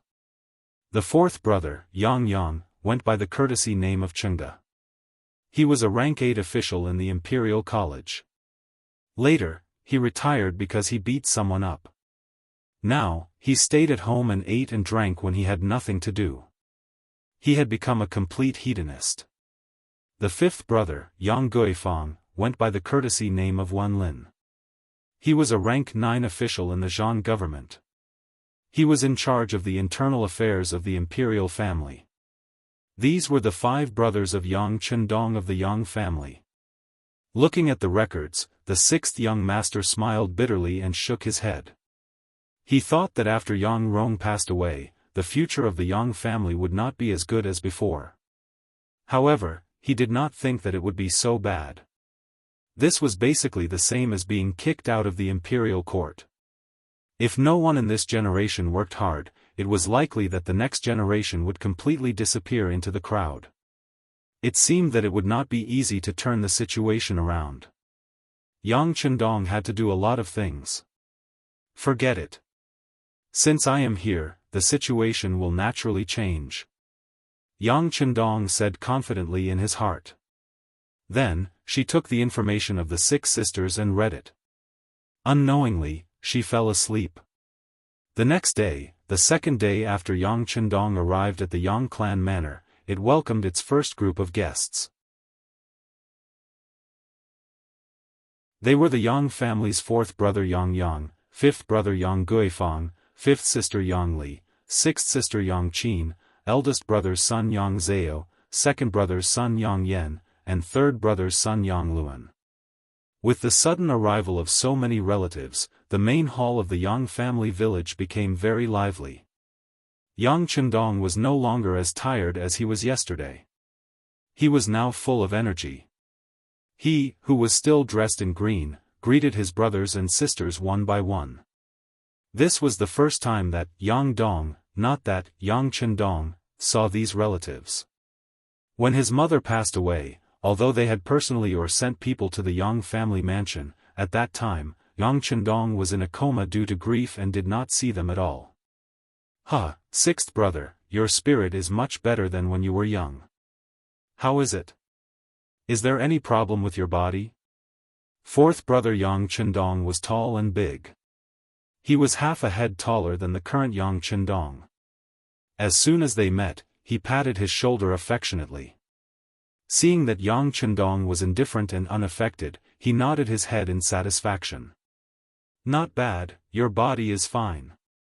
From now on, follow 4th brother. I will bring you to see the prosperity of the capital. If there are any blind people, the 2 of us will beat them up together." Ha ha ha. A hedonistic son was indeed a hedonistic son. The moment they met, he invited them to fight together. "4th brother, 6th brother has just arrived. Don't lead him astray." 5th brother Yang Chendong had the face of a scholar. He looked honest and sincere. He was afraid that 4th brother would lead Yang Chendong astray, so he spoke up to ease the situation. "Enough, 5th brother. If you don't want to fight with 4th brother, then don't stop 6th brother, okay? Ever since father passed away, look at what our Yang family has become. Even if we have to live with our tails between our legs, we should still have the courage to go out and fight." The more he spoke, the angrier he became. Yang Yang seemed to want to use this opportunity to vent something. In this regard, Yang Chendong vaguely felt something, but he didn't point it out. After all, the investigation by the Security Bureau was only superficial. He still needed to find out the character of his brothers and sisters by himself. Okay. Seeing that the family was about to quarrel as soon as they met, 5th sister Yang Li hurriedly interrupted. 6th sister Yang Qin didn't even look at her 2 brothers. Instead, she smiled at Yang Chendong and said, "6th brother, you must have had a hard time on the road. I heard that there is a disaster in Fujian. You didn't encounter it, did you?" "No, I was hiding." Yang Chendong chuckled. He didn't seem to be a shrewd person, but inside, he was happy because of these words of concern. In his previous life, Yang Dong was an orphan. He grew up in the village and was busy running around when he joined the army. He didn't even have a home. He also didn't have any brothers or sisters who cared about him. Now that he had these brothers and sisters, there were people who cared about him. This made him very happy. That's right. When a scholar meets a soldier, he can't explain himself. Hiding is the right thing to do. Yang Qin also chuckled. Yang Chendong nodded repeatedly. Then, he had Xiaoyin bring out the prepared fruit platter. This was all made by the cook, Yi Qiuer. It was modified according to Yang Chendong's suggestions, so it naturally tasted good. When the fruit platter was brought out, the brothers and sisters all praised it loudly after tasting it. This was especially true for the 3 nephews. They ate until their hands and mouths were full. Even though their stomachs were stuffed, they still didn't look satisfied. "Don't worry. When we leave later, each of you should bring 2 platters back and let your family have a taste." Yang Chendong was still chuckling. At the same time, he felt a little bitter in his heart. Although the fruit platter tasted good, it didn't seem to be enough to make the Yang family eat to such an extent. However, this was still the case. It was obvious that the descendants of the Yang family didn't have a good life. It was far worse than he had imagined. Sixth brother's food is indeed delicious. When we leave later, let's bring some back and share it with your sisters-in-law. Yang said without hesitation. Then, his gaze landed on Yang Chendong and the other nephews. He waved his hand and said, since you've seen them and eaten, you can go out and play. Yes. Yang Chendong and the other two nephews felt a little awkward staying here. Since they had the chance to go out and relax, they naturally agreed. Soon, only Yang Chendong, his two brothers, and two sisters were left in the main hall. Without his children around, Yang's expression suddenly became much more solemn. Sixth brother, what do you intend to do in the capital this time around? Of course, I'm going to become an official. Sixth brother might be young, but you're already a rank 9 official.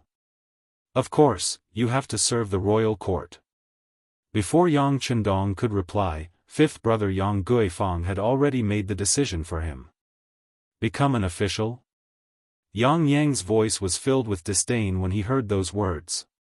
My brothers, including me, are all officials, but what have we done? We're just idling away our days and using up the legacy our father left for us. Now that the eunuchs are in power, I don't think there's any point in becoming an official. Yang had beaten up a little eunuch who didn't know his place. If Yang Rong was still around, this wouldn't have been a big deal. But now, eunuchs had extremely high statuses.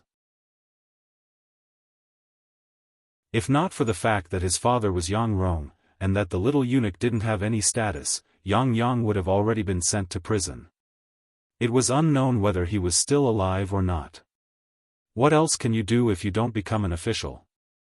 You have to live your life, right? Yang Guifang didn't agree with fourth brother's opinion, and his words carried a hint of rebuttal. There are many ways to live your life. Now that sixth brother has the Yang family manor, it's enough for you to support yourself. Why do you need to become an official and suffer such humiliation? The more Yang spoke, the more agitated he became. His face was flushed red, as though he was reminiscing about his past. Seeing that fourth brother and fifth brother were about to quarrel again, Yang Chendong naturally didn't want to break the harmony. He smiled and said, even if you don't become an official, you can still do business. That way, you can earn more money and support yourself. Originally, Yang Chendong just wanted to say that there were many other ways to go if he didn't become an official. There were many choices.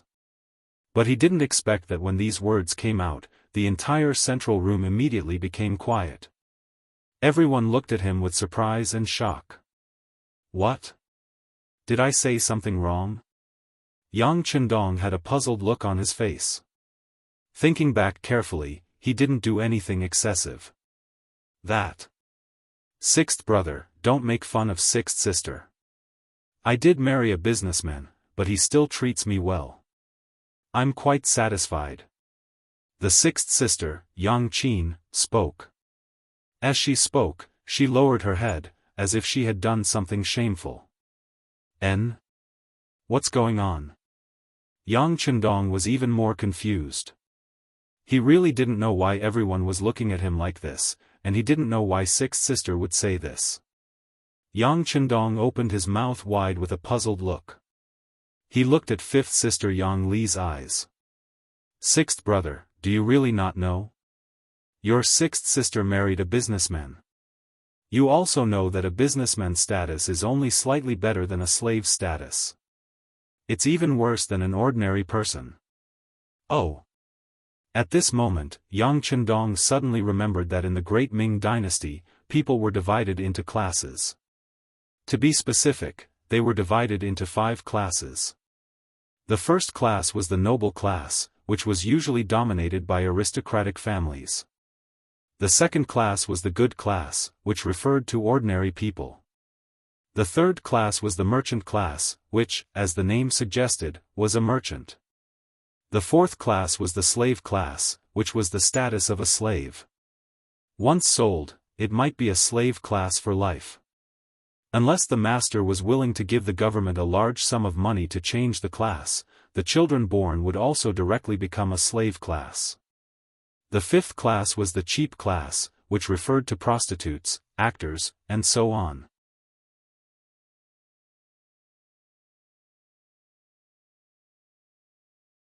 Chapter 47.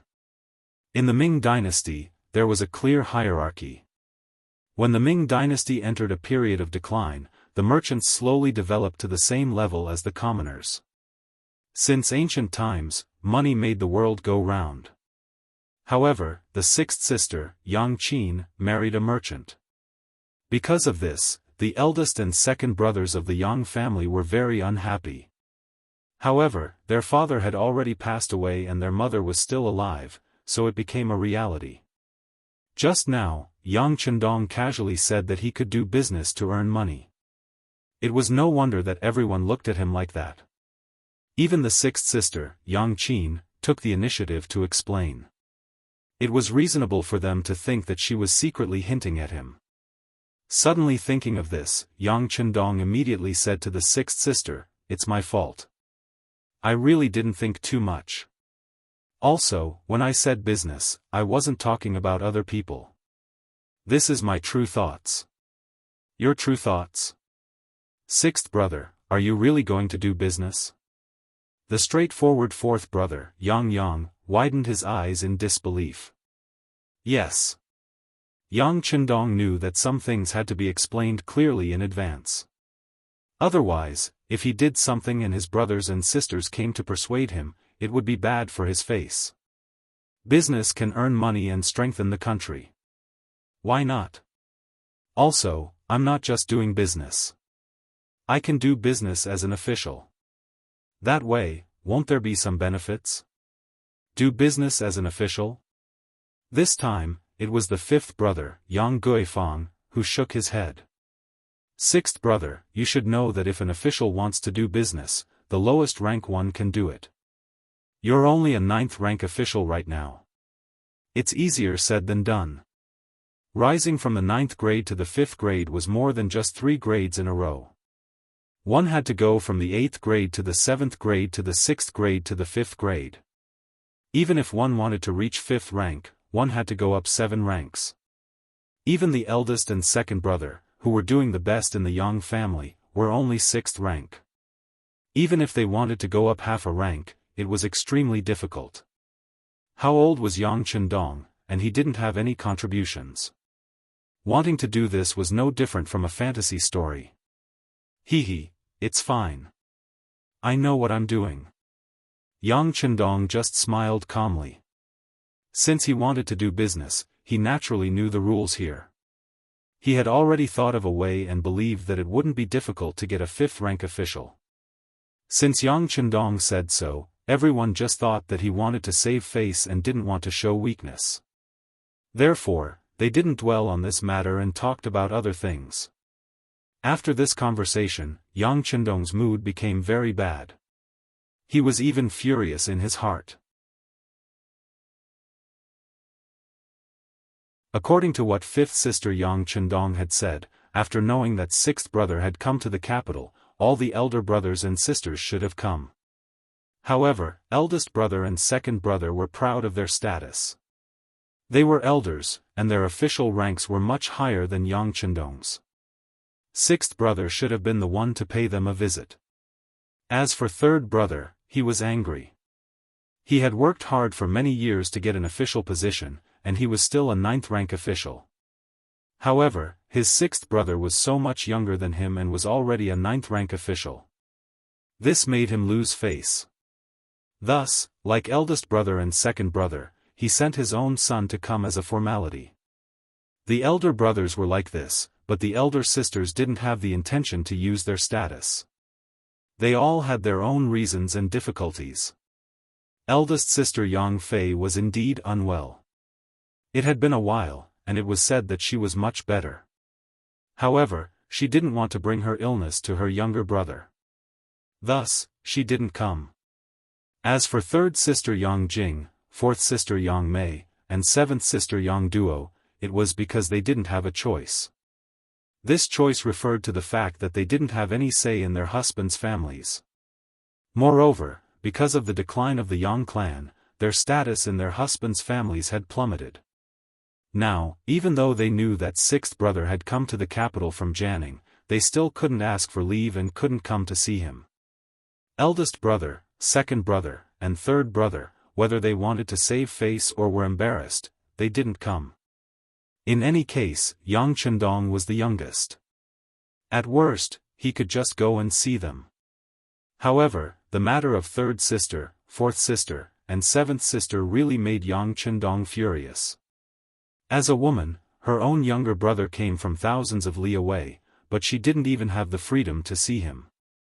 Was she getting married, or being a servant, or being ordered around like an old mother? At this moment, Yang Chendong really wanted to take a gun and kill his way to their door. He wanted to ask those three so-called in-laws of the Yang clan what they wanted to do. Were they tired of living? Yang Chendong's expression became very ugly. Fifth sister Yang Li quickly shut her mouth. On the other hand, fourth brother Yang Yang was still chattering. Who can be blamed for this? When they were getting married, no one forced them. They were all willing. Especially that Wang Go that seventh sister wanted to marry. At that time, I was against it. He came from a poor family. Once he gained power, he entered the Hanlin Academy and became a student. However, he was only a ninth-rank official. This already showed the authority of the eldest brother. How can such a family be good after marrying over? Also, her mother-in-law, Madame Yen, is famous for being difficult to deal with. But what's the use of me saying it? Would she listen to me? Yang Chendong was still complaining when he suddenly asked in a somewhat angry tone, since you know that seventh sister isn't living well, then as fourth brother, why don't you care? Her parents are no longer here. Who are you waiting for to make the decision? Ah! Yang Chendong's sudden anger stunned everyone in the main hall. The great Ming dynasty was like this. A married daughter was like spilled water. If her life wasn't good in her husband's house, it could only mean that her life wasn't good. How could there be anything for her family to worry about? Even if it was the emperor's younger sister, the princess, after marrying, she had to follow the chicken. There were also many examples of her suffering and suffering. So what if it was the imperial family? He didn't see them do anything about it either. Yang Duo was only the seventh daughter of the Yang family. Now that she married into the Wang family, she was a member of the Wang family and didn't have much to do with the Yang family. How could Yang Yang care about this? These principles were understood by all adults. Even those who were illiterate were clear on this. However, Yang Chendong's questioning tone caused fourth brother Yang Yang's expression to become somewhat displeased. Oh? So you're saying that it's my fault? Big brother and second brother also know about this matter. I don't see them caring about it. Also, if sixth brother can, then you should care about it for me to see. But don't say that I didn't warn you. If you really care about it, once it's reported to the authorities, I'm afraid you won't be able to bear the consequences. At that time, the one who will lose face will only be you. Enough. Since you don't dare to care, then don't say any sarcastic words. Later, sixth brother, I'll go care about it.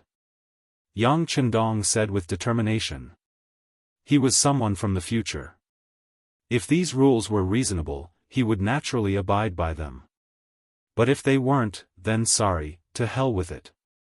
Yang Chendong definitely had to care about it. With such strength, if he could ignore his own sister's suffering and couldn't even say a word, then what was the point of having such strength? What was the point of coming to Yang Chendong's body? Wouldn't that be letting down the heavens' favor to him? Sixth brother, you have to be careful.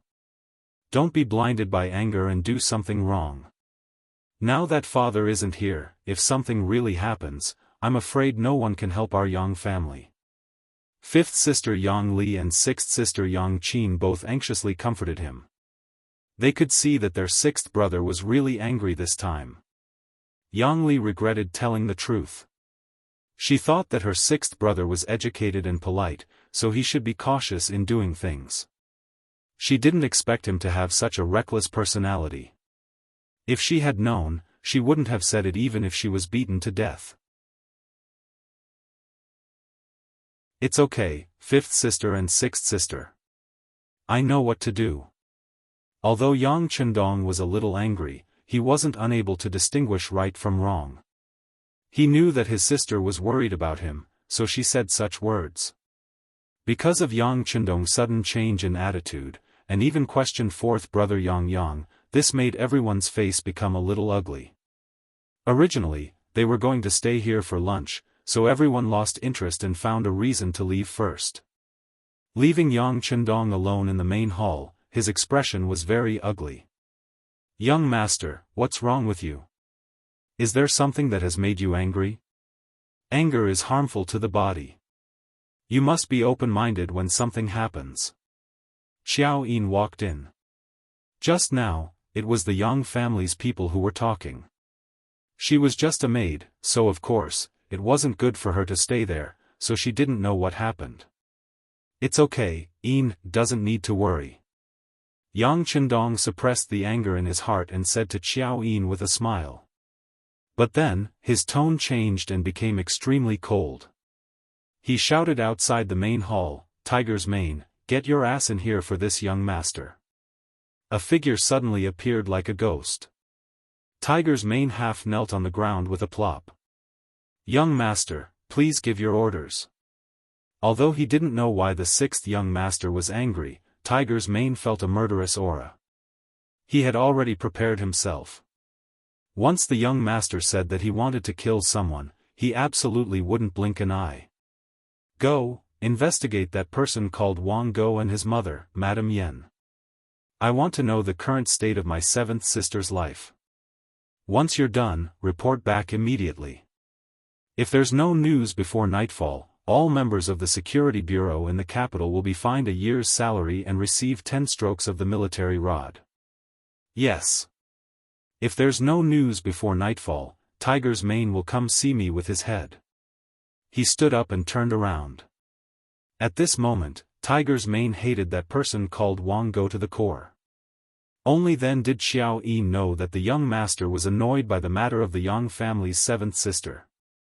She hurriedly got up and walked behind Yang Chendong. She lightly patted his shoulder and said softly, Sixth young master, is seventh young miss unhappy? It's not unhappy, it's very bad.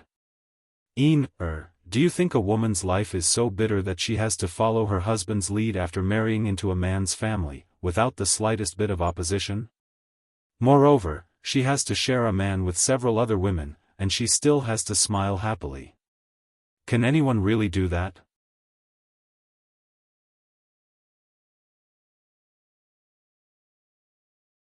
Chapter 48. As Yang Chendong spoke, he thought about how in the modern society, men and women were said to be equal and women could hold up half the sky. But in reality, women were spoiled to the heavens. If things did not go well, they would be threatened with divorce. In some big cities, the divorce rate was higher than the marriage rate. Even so, women would still feel unbalanced and think that they were unlucky to not have met a good man. If they were allowed to come here, they would quickly reflect on themselves and realize how fortunate they were. Yang Chendong was still arguing for the women of the modern era, but Xiao Yin said matter-of-factly, if you marry a chicken, follow the chicken. This is a natural thing. Women are born like this. They have to prioritize men. Men are their sky. Whatever they want us to do, we will do it. If we make a man angry, then it's our fault. The fault lies with us. Yang Chendong was speechless again. He realized that discussing women's rights with Xiao Yin was not going to work. Even if it was for their own good, after thousands of years of education, some things could not be changed so easily. Even if it was for their own good, it would take time for them to accept it. Forget it, forget it.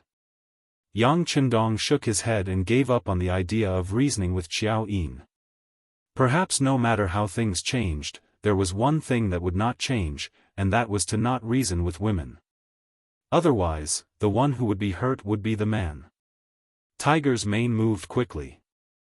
In just 4 hours, he arrived at Yang Qindong's study. Then, some information about Wang Go was placed on the desk. Yang Qindong waved his hand and told Tiger's mane to rest.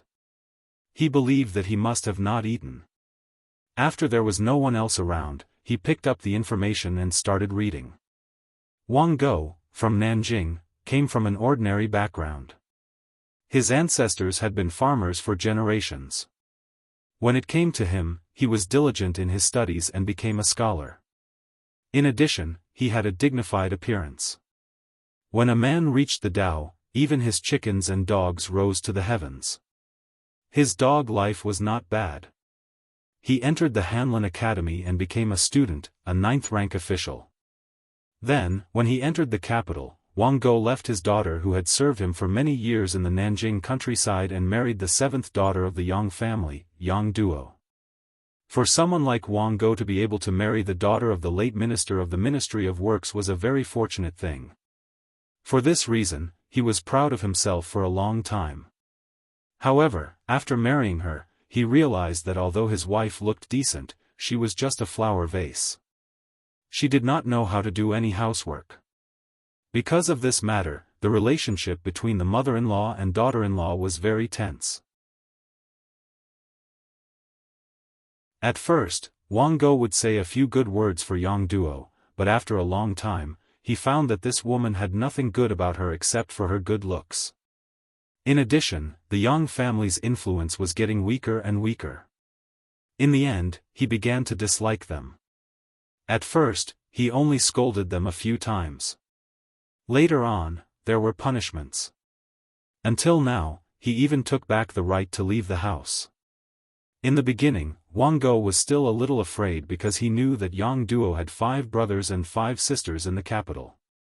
If these people came to find him, he was afraid that it would not look good for him. However, after a long time, no one asked about it at all. He was completely relieved. He directly ordered Yang Duo around as if she was a maid. He found another average-looking concubine to accompany her. Normally, such a thing would not happen in the Great Ming Dynasty. But when they encountered such a thing, they could only endure it. If the family was strong enough, they might be able to influence it. If the family was weak, no one would care or ask about it. Even if the woman died one day, her family could only sigh and lament that her fate was not good. This was the state of the country. In the face of such a common phenomenon, it was impossible to change it with the strength of 1 or 2 people. Unfortunately, Yang Duo was Yang Qindong's sister. Although their relationship wasn't very good, Yang Duo was Yang Qindong's sister. In the past, Yang Qindong would not care about 7th sister's business. However, it was impossible for the current 6th young master to do so. Not to mention that he had already bragged in front of his brothers and sisters, he was the 6th young master of the Yang family. He would not allow others to bully the Yang family. He had been thinking about how to make a commotion in the capital. Now, it seemed that the breakthrough was in front of him. Early the next morning, Yang Qindong did not do morning exercises. He hurriedly ate breakfast with Tiger's mane and rode the new steward Yang Ningbei's horse to the capital. Yang Qindong and Bai Yunfei only took less than an hour to cover the distance of 15 miles. Dismounting from his horse, the 6th young master looked at the Yongding gate above his head and said firmly, "Tiger's mane, lead the way." After entering the Yongding gate and passing through Lulakang, they arrived at a house facing the street. The 2 words, Wang Residence, on the gate were very obvious. Compared to the small houses next to it, it was like a crane in a flock of chickens. "Young master, this is the place. Should I go and knock on the door?" Tiger's mane dismounted and walked in front of Yang Chendong to ask for instructions. What are you knocking for? Smash it open. Yang Chendong's eyes were burning with anger.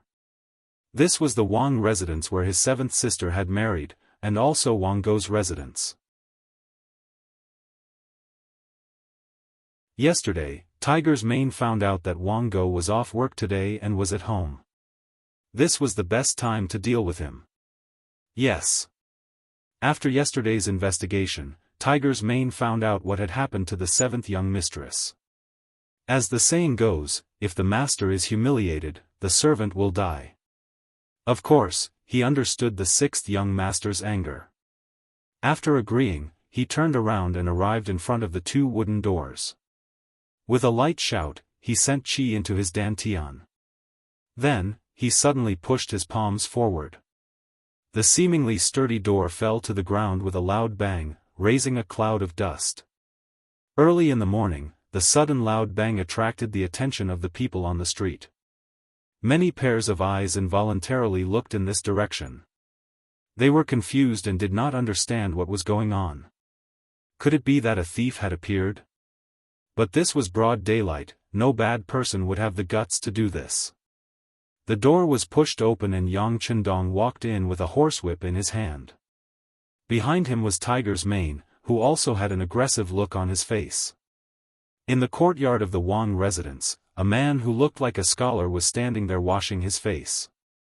Beside him, a woman with an extraordinary temperament but an extremely gloomy expression was standing there with a handkerchief in her hand.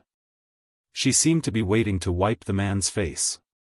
After a loud bang, the two people's attention was completely drawn to it. When the dust settled, a man in a green robe appeared in their sight. Sixth brother.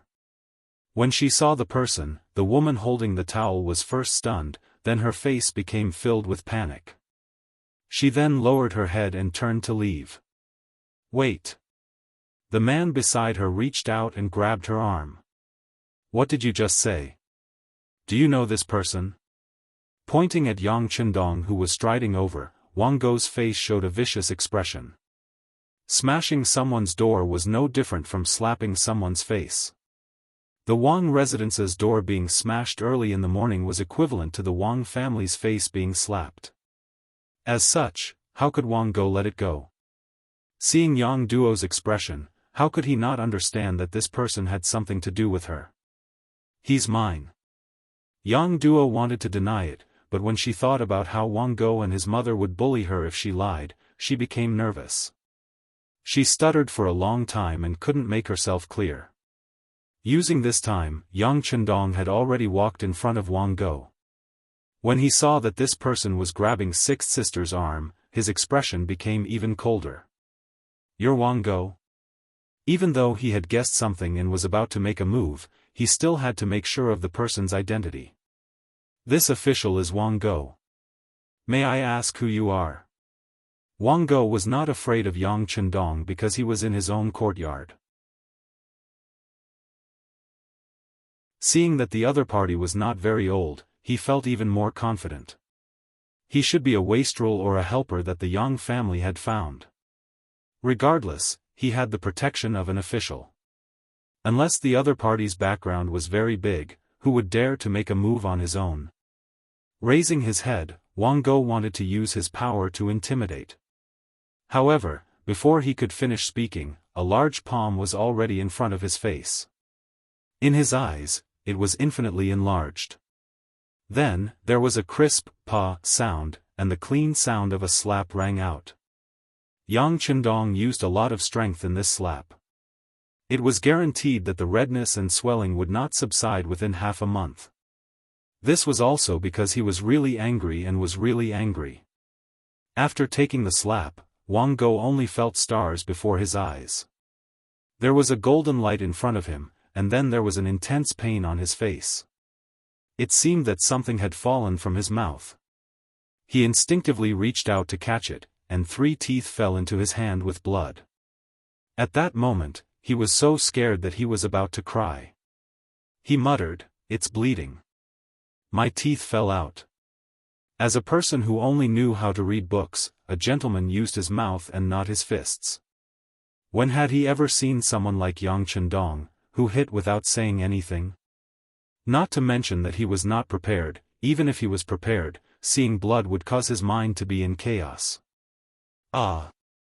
Seeing her husband being hit by her younger brother, Yang Duo first cried out and covered her mouth. Then, her face turned pale. She went forward and said in panic, "Sixth brother, how can you hurt him? He is an official. Before anyone notices, you should leave quickly." As she spoke, Yang Duo used all her strength to push Yang Chendong's body, wanting him to leave quickly. Who is it? Who dares to cause trouble in the Wang family? A lion's roar suddenly resounded in the courtyard. Then, a fat woman ran out from the backyard. She looked like she could cause the earth to shake just by walking on the ground. You're tuning in to the Unparalleled SwordWill YouTube channel.